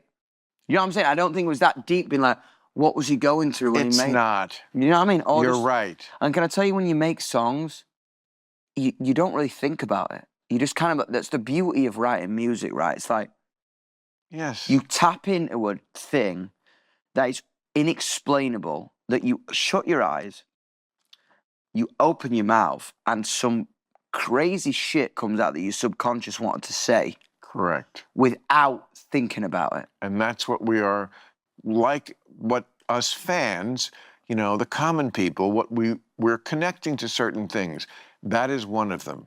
Because something, when you sense something is exactly because beyond the intellectual, because most of us spend too much time in our own heads. Yeah, because this fucking thing floating above our heads right now, the subconscious, is how we connect. Right. The other thing we connect to, of course, is just raw sexuality. Completely. That's always going to be attractive. Okay. I mean, I agree. And then what we're connecting to, especially women, is that music enunciates what men who are stilted, usually emotionally, just can't say out loud. No. So they hear the singer saying, "You are my everything." You know, it's usually bullshit, because they're with groupies on the tour bus, but they're singing it. They're singing it. It doesn't matter if it's bullshit. You are once, twice, 3 times a lady. Yeah, I'm into it. And tonight I'm with 3 ladies. but it doesn't matter. It doesn't matter. They want to hear it. I and agree. Who can blame them? I want to hear it. No, and that's the vibe. Can I have a piss? Yeah. I am busting for a fucking piss. Now, a piss, you English, I happen to know when you say I'm pissed, it means you're drunk. No, I'm not pissed. I need joking. Can I have a piss? Go ahead. Where's the toilet? It's right over there. All right, whereabouts? In this man cave. And luckily your pants are always half off. I'm telling you they are. Is it here? No, keep going. No, back the other way. This way. There you go. And then see, yeah, it's hard to find the door. There you go. Oh, great. There you go. Man, what a vibe. Boys' pants are half off. What a fucking vibe, man. What a fucking vibe in here, man. I told you. I tell you, that was quite a piss. I heard it from Could you hear it? I'm telling you, I was buzzing because I was late, so I didn't get to piss in the car. I said, I bet you this guy hasn't pissed since Japan. Bro. But, I have had a piss since Japan. I have to say, telling you, I was holding that in for about an hour. I'm telling you, as a man of 70 who's in fine health, and I have no complaints, but while you can piss like that, just note it, because it will not last forever. Oh, really? You can't piss you'll be fine, but, I mean, that's like the old saying, he pissed like a racehorse. Yeah, I did. I mean, when you can hear it through a door from 50 feet away, that is quite a piss. Yes, I've been holding it in since Japan, That's quite a piss. Why does it take you a second? No, I think it's starting to take me dad a second. Okay. If you're in the urinal and you're like standing like side to side like that. Okay. Like I go straight away. Okay, well sit down, first of all. Second, I'm just explaining my point. I understand. I just heard you pissed. If I'm stood there and you're stood there. Sit the fuck down, Limey. It's gonna take you a sec. Limey. I love it. You limey cunt. I like it. You fucking limey cunt. We're not going to talk about me pissing. It's all good. And it doesn't matter in life. No, it doesn't matter. But I'm just saying, enjoy the things that I'm telling you will not have forever while you have them, because after you lose them, you'll be like, oh wow, I wish I could piss like a racehorse. I wish I had like sort of at the time it was happening been happy about that, because I must say I've gotten pretty good about that, especially since I've lived here about 25 years. It's a lovely place to live. Yeah, this house is lovely. By the way, I would like to compliment you on that. It was a beautiful vibe. And I really never forget every day how lucky I am to live here, because I used to live in shitholes. So like, it's good to live in a shithole. It's I better agree. if you get to live in a nice baller pad. But if you do, it's like, yeah, I never have a day where I don't think, oh, wow, this is, yeah, Jing. On the Jing vibe, man. Telling you, you've got me hooks on this Jing shit. Can I take some of this when I leave? Oh, I'm going to give I you. love it, man. We're going to get blackout drunk, me and you. Well, you know, the only time I drink really anymore is On the pot. is right here. What killer. But there are people who I enjoy drinking with more and less, and you are one of the ones I really enjoy. Yeah, I've had because a good time drinking. You are meant for Club Random. You were born a rock star and you were born a Club Random guest. I'm into the Club Random vibe. I'll just stay here. Just lock me. Just fucking tie me up. I'm sure you will. Telling you, just put another chair up. But me and you will give the guests hell. I'm gonna have to get a plumber to see what you did to that Yeah, toilet. I'm overflowing. But I'm sorry. Overflowing. You probably knocked it off its rafters. It was clear. With that piss. I'm hydrated. How is the flight from Japan? That must be a killer. Do you know what? Japan is the worst fucking time zone. Why? Because it's like when you're like trying to sleep, it's 4 a.m. London or like and like 6 p.m. LA. So it's like right in the middle. But the flight was all right. Oh, good. I had some ramen and some noodles. Is that what they serve on Japan Air? Yeah, it's fucking great. Really? I'm telling you. So they go with the they got a Wagyu steak and shit. I don't really eat on planes. No, but I mean, on Japan Airlines, you get the ramen noodles.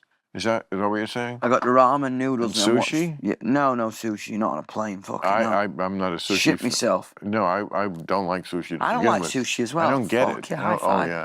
I don't like sushi. It's fucking. I think it's weird. Why do I want to eat something raw? I just want to always say to the restaurant, "You're a restaurant. Could you cook the food?" Yeah, I'm fully like, if I go for sushi, I could do that at home. Just buy something out of a package and eat it. Catch a fish and. It's gross, and I don't understand why it is so popular. No, there are people who only want to eat sushi. Tried it. I can't do it. I've tried it to be sophisticated. You know, like I remember coming to LA. The label took me to Nobu, right? And I went there and I was means they like you. Yeah, I was like, wow. Because that's like the... Because I'm from Doncaster, right? I'm just saying, for the people who don't know, Nobu is like one of the toppest most restaurants. Yeah, I wouldn't be caught dead there, nor would they invite me. I was in it. But like, it's just not my kind of place because it's full of, cunts. It's full of cunts and sushi. Yeah, I'm telling you. Two things I don't like. Right, exactly. I agree with you. And it took me there. I'm sure there's some wonderful people there. Robert De Niro owns it, and he's a great guy. Oh, does he own it? Yeah, well, he's certainly one of the main... I love Robert De Niro. Why do you own Nobu, I love Robert De Niro, too, and he's a great guy, but I don't like sushi. I don't like sushi. And he can't help it that because he's Robert De Niro, it attracts... You know, that kind of snobby type of, which is fine in some settings. Vibe, I like a good Hollywood party. I feel like it's like a petting zoo. I'd just rather go to a steakhouse. You ever go to the Oscar party? No, I've never been to the Oscars. I didn't get invited. Well, you will. I'm telling you, you're right.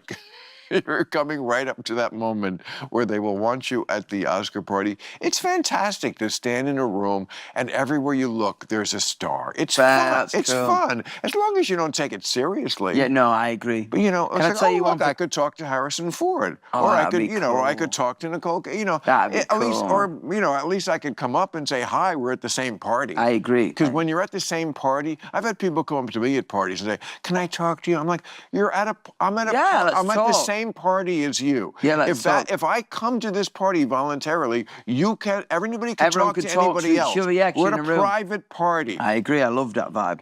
Yes. I love that vibe. But I don't like sushi. I fucking hate sushi. I do too. I just don't get the concepts of it. I don't either. It's not cooked. I'm trying to be polite. Honestly, I remember it's full of mercury. Yeah, they took me to a fucking Nobu when I first came. And I'm like, wow, we're really going to make it. And I was like eating this shit. I was like, I wish you would have taken me to In-N-Out. But given that Scouse accent you have, I would guess you like fish and chips. No, I love fish and chips. Of course you do. Do you like fish and chips? No, of course not. I'm not English. Well, you haven't been to the right fish and chip shop then? I'm never going to like it. You are. I'm telling you. If I take you to my fish and chip shop in Doncaster, Rothwell's, I'm telling you, you're gonna be like, wow. Okay, I'm gonna tell you why. Pinky promise. I'm telling you, I'll take you for my fucking I'm gonna tell you chips. why I will never like it. Go on then. Okay. You like fish? There was a talk show in this country by a guy named Merv Griffin. Never heard of him. I'm sure you haven't. He was a sweet man, very, he was a, he might have chased a boy or two around a hotel room, Nothing. but a lovely man. I did his show many times. And he had a sidekick named Arthur Treacher, who was English. He played the English butler in a lot of old movies. All right, cool. And they used him as like a second banana on American TV. And he was popular enough that he opened a string of fast food places with English food called Arthur Treacher's Fish and Chips. And when I was in college, I worked there, throwing pieces of fish batter into a vat of grease, which would bounce back and burn my arms. Your arms, yeah. I will never have fish and chips. All right, fair. Fuck. All right, but I'll bring it to your house. I'll bring a chip butty next time. The problem is here, the fish and chips is in America. Indian food and fish and chips is dog shit. I love Indian food. I love Indian food. Love it. It never really agrees with me, but I don't know what. There's maybe a lot of oil. Are you in London a lot? I'm not in London a lot, but I've been there 5 times. I'm gonna get your number. When next time you're in London, I'm gonna blow your mind. I may not be able to ever make it to London. Why? I just don't know if I ever want to leave the country again. I never sleep. Speaking of sleep, when I go overseas, I don't. And if you don't sleep, you just don't feel right. But I just can't sleep. I'm trying to. You know when something's happening and like you just can't. I can't fucking sleep. I'm like it's in bed like. It's crazy. Well, you have to learn to clear your mind. I know it's very difficult. No, it's easy to say that, isn't it? Interesting. Wow. You rock stars. Rock and roll, man. A real cunt. Yeah, we are. I mean, yeah. Can I have some of your blood? I mean, yeah, go on then. Nurse! I mean, Keith Richards used to do it. Yeah, I'm telling you. What's the big deal about a bit swapping of fucking transfusion, man? I heard about that. Keith Richards on it. Like, there was 2 myths in school. Keith Richards used to blood transfuse every month because of his heroin addiction. And then Marilyn Manson took out 2 of his ribs to suck his own dick. Yeah. The second one, I've heard them both. The second one I know is bullshit because I know Brian. Yeah. I love calling him Brian whenever I see him. Is his name Brian? Yes, of course it is. I didn't know his name was Brian. And he's Brian. He's a kid from Ohio with a good Halloween costume and some good songs. I mean, I like some of Brian's songs. That was rough for me because he was so integral to. Oh yeah. Me as a kid, and then when I learned that shit, it really fucked. Yeah, the Dope Show. All that really fucked with me because it's so strange when someone you idolize, shit comes out about them, and you're like, no, Superstar album is great. The Dope Show. I mean, he had some great songs. He had a hot band. Yeah, man. Twiggy, the guitarist. That John 5 as well. Yeah, that was not just. It was not just the Halloween costume. It was that. I mean, that was serious shit. That really changed me as an individual. I remember watching it. I remember watching an MTV show, and someone said to him, and this is why it was so fucking hard for me when all that shit came out, and I was like, "Fuck you, motherfucker," because it was like, I remember him saying, someone asked him, was like, "What would you say to the kids?" And I mean, when you're like 14 years old, he was like, I wouldn't say anything, I'd listen. And I remember being 14 years old and being like, wow. Yeah. Honestly, it was so sick to see. Yeah. Because I looked exactly like him. I was like into goth. I was into Slayer and fucking whatever. I was like, you don't look like him, which is good. I mean, I like Brian. Like I said, if he did these things, I can't quite go there. But Brian was not a great looking guy. You're different. I mean, you're a gypsy. You got a look. You got an Elvis look. He had a cadaver look. Yeah. He looked like Biden. You know. I mean, he was, and that was the look. It was, I mean, that was the gig. That was Yeah. the shtick.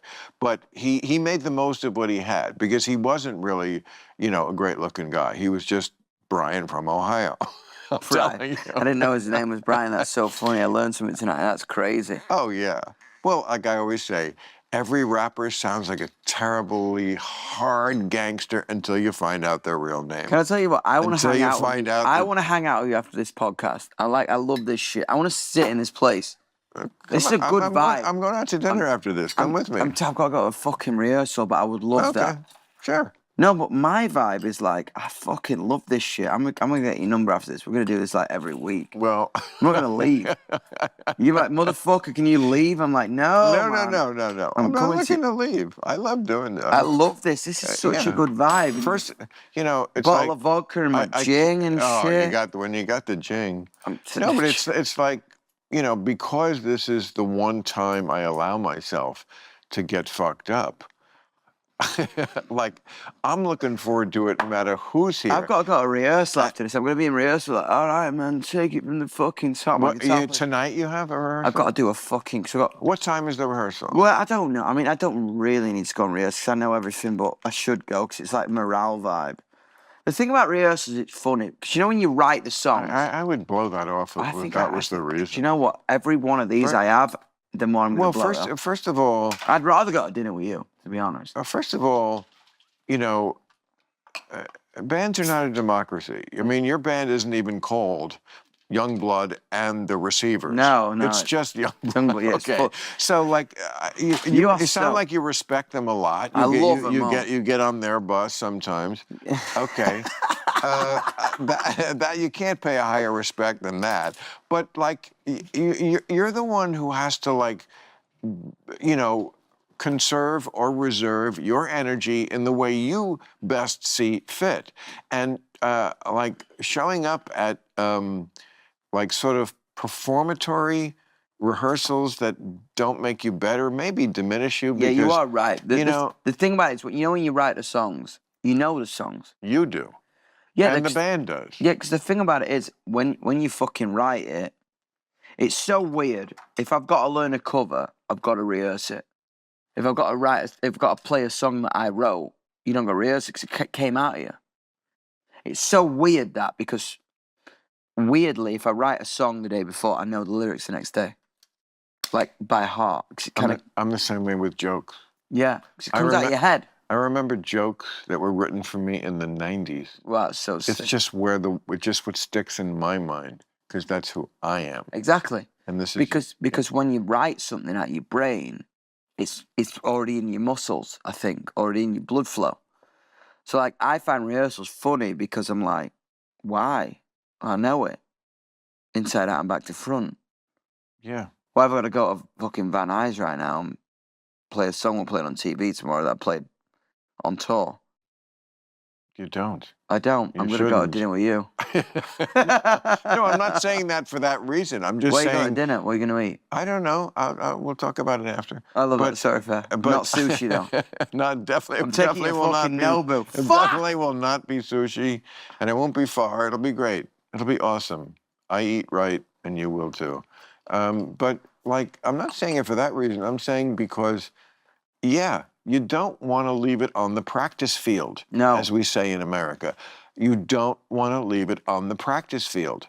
I agree. Like Tom Brady, you know, he doesn't do the weight room when he was still playing and the best one in the game. You know, he didn't, like, overdo it. He would get 12 hours of sleep the night before the game. Like, you don't have to, mentally, you have to overdo it. Yeah. But physically, you don't need the rehearsal. You know. Do you know the thing? What's strange is being too rehearsed takes the fun out of it. Yes. Because I love going on stage and being like, what the fuck's about to happen? That's the fun bit. If I fucking go on stage... And the audience senses that. Exactly. And that's the vibe. It's like, when it's too rehearsed, the audience is like... The amount of shows I see, I'm like the screen and shit. Like the screens and the rehearse and the fucking... My vibe is like, that's why I love Iggy and that's why I love Bowie and that's why I love Jagger. It's like, that motherfucker is just gonna like But what do you think of concerts today? Like, I have not I been. hate screens. They bore me. They all have screens, right?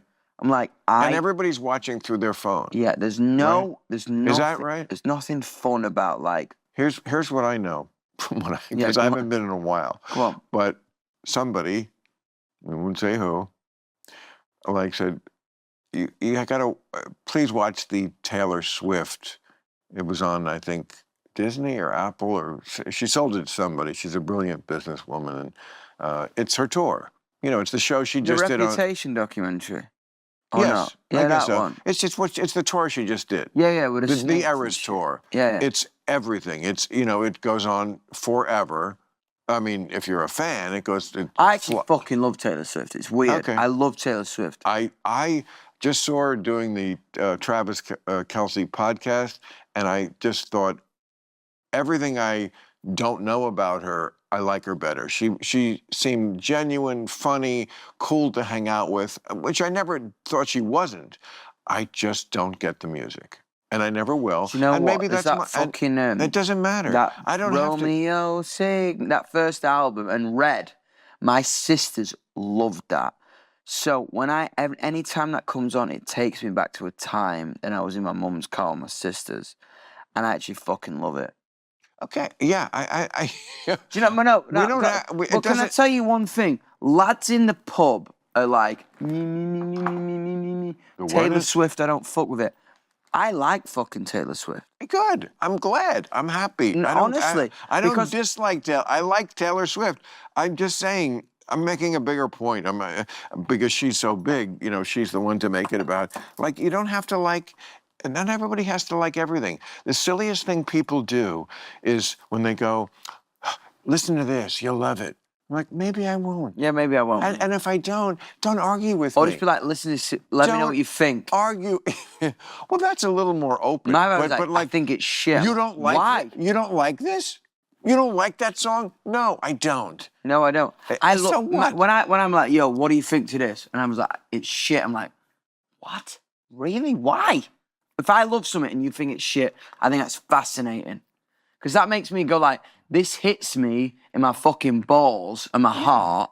Why do you think it's shit? I love that vibe. There are songs that I can recognize as really good. The way there are women I could recognize as really pretty who I personally am not attracted to at all. But I get it. I get it. You're pretty. Not my type.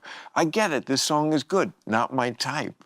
And that's okay. I love that. That's the fucking point. That's why the world's fucked right now. But anyway, so this is as much as I know about concerts lately is watching the Taylor Swift endless documentary. Yeah, the documentary. And like every song, every kid in there is watching through their phones.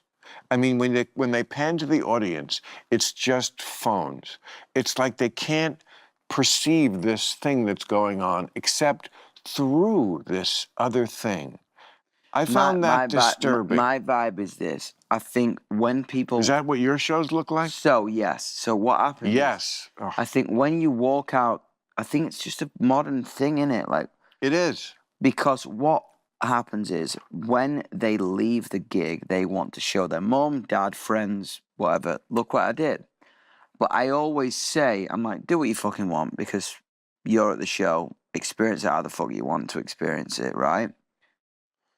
My vibe is this: at least one show at the gig, one song at the gig, I say put your phones down and be in the moment. Because when I watch like Woodstock '99 or Oasis in the '90s, when you're there, ugly.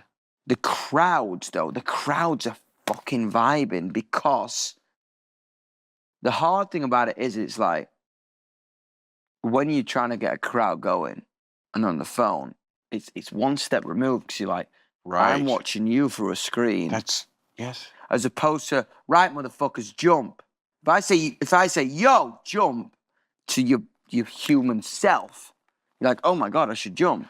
When you're looking at it through a screen, you may as well be on Instagram. Would you ever consider going out and doing your first number? Okay, they're all getting it on the screen, and then saying, hey, you all got it. No, I do that. For 2 songs a gig, I go like, yo, put it down now. Let's do it. Good for you. 2 songs, Do what you. I mean, because I don't want to do like the put your phones in a bag thing. So it's like weird. I'm like, do what you fucking want. Like Right. you're here, do what you want. I agree with that. But you know what I mean? If you want to film, if you want to fucking Right. You know what? You can't. You want to have a beer, whatever. You can't dictate to people. No, you can't. Because that's fucking weird. That's shitty. That's shitty. But it is. But I'm like, for once, I'm like, put it down. If you like it, just fucking be here. But it is cool that sometimes, you know, like the vibe is like, it's almost what's cool as a person from stage. You see the people and then you see the phone.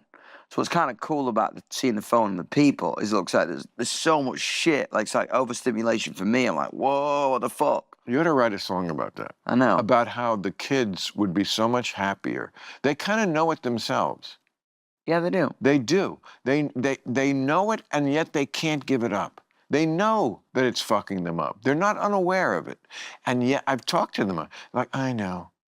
You kids spend too much, I know. I got to do, like, sometimes, like, for example, because I'm not sleeping in a minute, I got to turn my phone off. Like, if I'm on Instagram, I'm like, and I'm like awake, I delete my app at night, and then I put it in the fucking bathroom, and then I go to bed. Yeah, it's good. If I'm in bed and the phone's next to me, I'll be like picking it up. If I can't sleep, I'm like, what time is it? I would rather just not fucking know. I'm like, wait for the sun to come up. There's a lot of kids who, make fun of people like me because they can do so many things on the phone that I can't do. There's one thing I can do on the phone they can't do. Turn it off. Yeah. I literally have seen them, people in audiences. I've said, they told you can't, and they're still taking pictures at a show, and I'll say, just turn your phone off. And they're like, they don't know how. They've never done it. That's the one function on the phone that they can't figure out. That's saying something. It's so weird. Phones are like, because I'm fucking addicted to it. But recently, more than ever, I'm trying to just like shut it off, put it in my fucking drawer, and be like, let me go fucking talk to a tree or some shit. Well, you don't have to. I'm like, all right, man. You don't need a tree. How long have you been You're here? surrounded by people. I don't fucking know, but like, I want to like go touch the fucking bark or some shit. Like the next bus. You don't need a tree. There's a whole bus of people.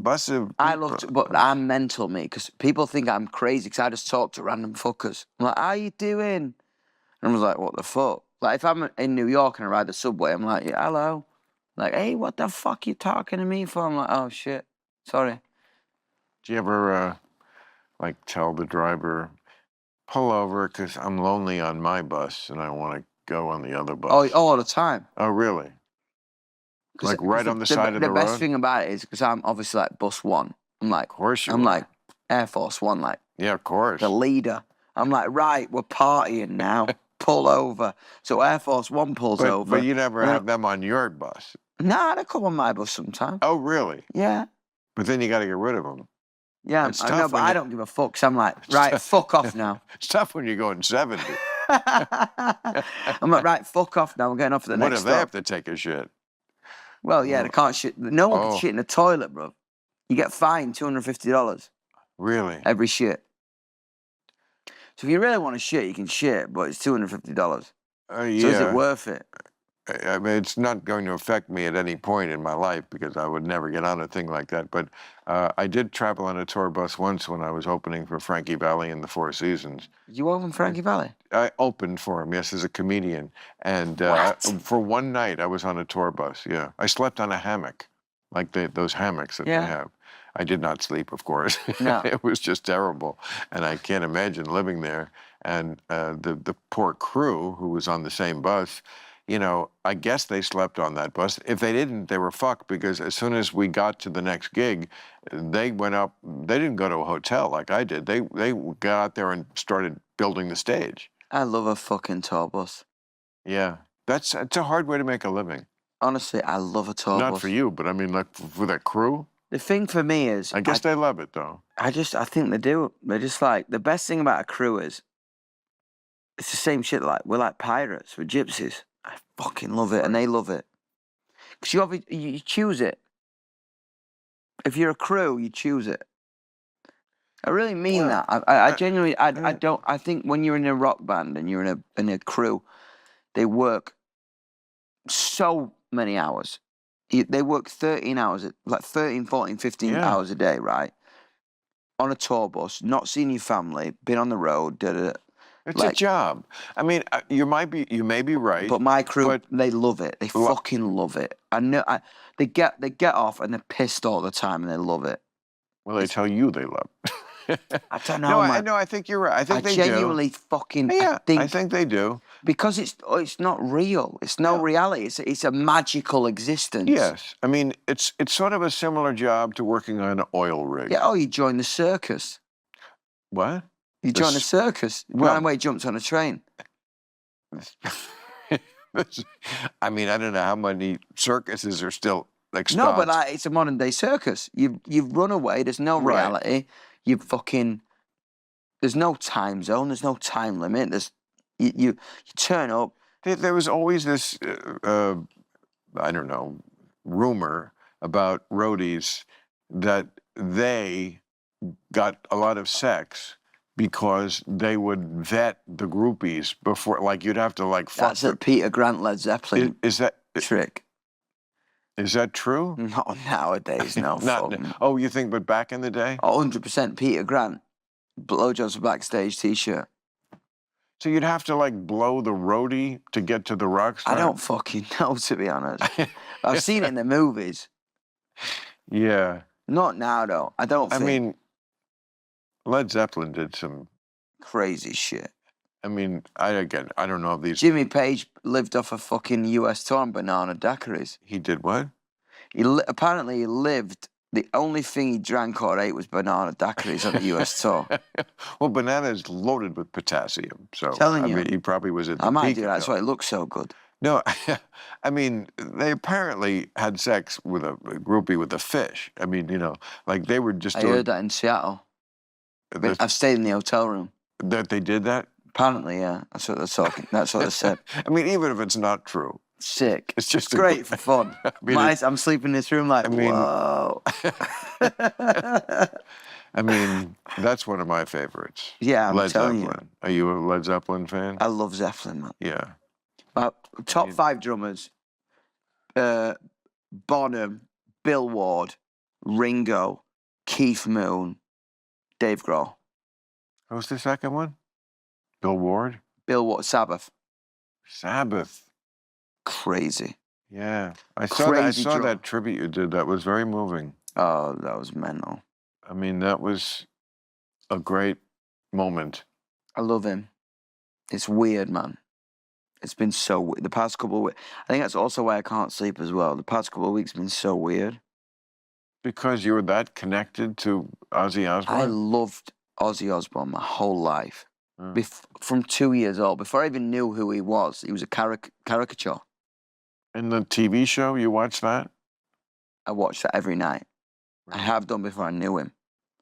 You know when you put a TV show on that you can just like sleep to or disconnect to? It's such a weird couple of weeks.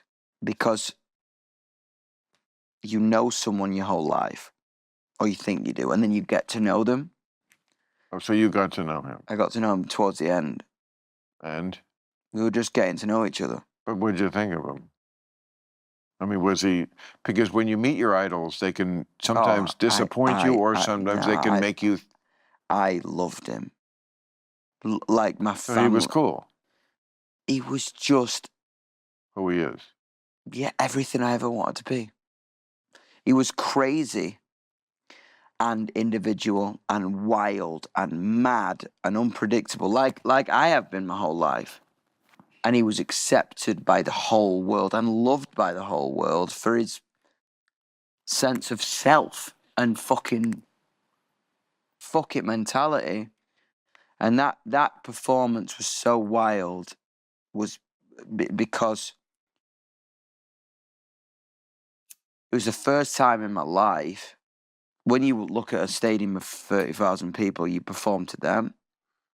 I could actually like zone into one person and be like, yo, I'm going to sing this for you because of everything you did. I've never felt like that for anybody else.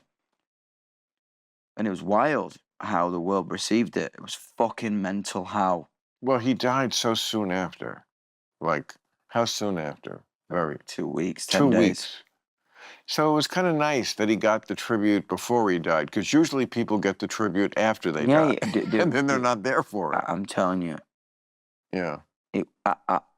I was in the Bahamas. I was writing. I was in a studio in the Bahamas, and my phone had 50 missed calls on it because I was in the middle of a fucking island. So I was like, "Your phone just fucks in it." I was like, "What?" I genuinely thought my mum had died, or fucking someone had. And I fucking found out the news, and I was like, after that, and after I met him at the concert, I've met him before, but like, we had such a moment at the gig in Birmingham. We had such a beautiful 20 minutes, like just like this, just like kicking it, talking, like. And then he was like, "I'm nervous." I was like, "What?" Like, when you're like with your hero, and you're like, "I'm nervous." Because obviously, like he's kind of. Obviously, it was the farewell concert to Sabbath and his last performance on stage. And when you see someone, he's that big to me. He's like fucking massive. I can't even stretch my arms out because he's Aussie. It's like look to him, and when you see him as a human, you kind of like hold his hand and you're with him. And he just like, we were talking shit, and he was just like, "Go break America next." And he said that. He's like, "Go get America next." And you have this. Like you felt his spirit passing. You have this fucking moment and this spirit and this person you've known your whole life, and then you know them as a human being who lives, breathes, spits, shits, fucks, drinks, whatever.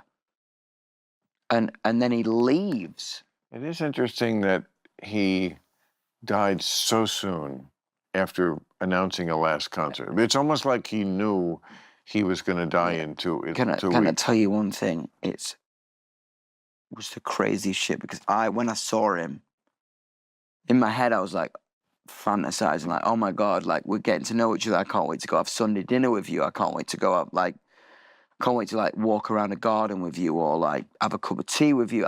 We're getting to know each other. I can't wait to like watch a film with you." Or I genuinely didn't think he would go so soon. And the craziest thing about it was knowing his family, they didn't either. And Jack and Kelly are just the most fucking crazy, beautiful people ever.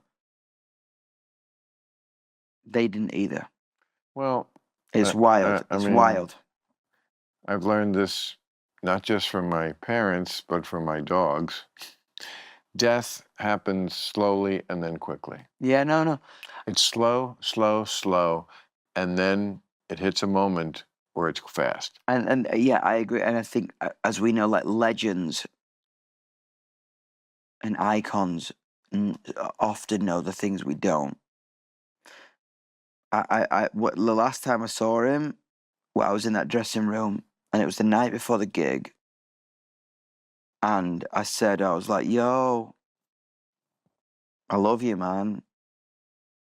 And it was so genuine to be able to spend 20 minutes with him and just kick it and just like hang out with him like he was like fucking granddad or something. And he was just like so with it and so funny and so excited and nervous for his gig the next day, in the same way that I am for tomorrow. No, you know what I mean? It's fucking beautiful. It's beautiful how genuine you are feeling about that. And I know you'll forgive me when I say I totally recognize that, and I also still feel much worse about Chico. Yeah. Because he was. It's your fucking. But it's cool. It's your family. And, it's your family. And it's just like, you're just like, what? Like, and it makes you question everything, like, what the fuck? Like, it's so weird the way the universe acts and the way the universe behaves. Life is brutal. Death is brutal. And it just is weird. It's just fucking weird. No, it is. And that is as real. And I want to make this this experience as real as I can make it, because otherwise I can't. It's cathartic, and you have to like confront it like that way. That's the until we figure out death. Maybe AI will be doing that soon. That's where we are. Somebody's going to shovel dirt on your face. Yeah, fucking weird, man. Or they're going to burn you. I don't want to be burned. Do you want to be buried or burned? Okay. Fuck that. I don't want to be a fucking jar. Fuck that. Put me in the ground with the worms. See, I don't want to be eaten by worms. I think that's worse. Nah, I'm down. I'm down. Because I'll become a tree or some shit. You want to be burned and be a fucking jar? You will not become a tree. But I might become a plant or some shit. Well, you will. Yeah, I see your point. Yeah. My vibe is I don't want to be like in me fucking grandson's fucking fireplace next to a fucking picture. I mean, my father we cremated him, and then a year after he was cremated, my granddad was cremated as well. Yeah. I tried to do the Keith Richards and snort a line of him at the funeral. No, you didn't. Yeah, I did. I mean, my auntie was freaking out. What's the most rock star thing you ever did? Fucking hell, that's such a crazy question to ask me. Well, you just said you were going to snort a line. That's like, it's the... Well, yeah, I tried to snort a line of my grandfather, yeah, and that was pretty sick. But my auntie wouldn't allow it. That's the most rock star thing you ever did? I mean, you imagine I've done it. I can't. Yeah, you fucking can't. Yeah, you don't fucking don't cop out everything. I have done everything you've imagined. Really? Except heroin. No heroin. Me neither. No heroin. Respect. Tonight's the night. All right. Come on, we're going. Come on. Thank you. Dude, thank you for having me, man. I don't know if you're going to rehearsal or dinner. Either way. No, I don't know what I'm doing yet. Okay, well, you let me know. I'm flying.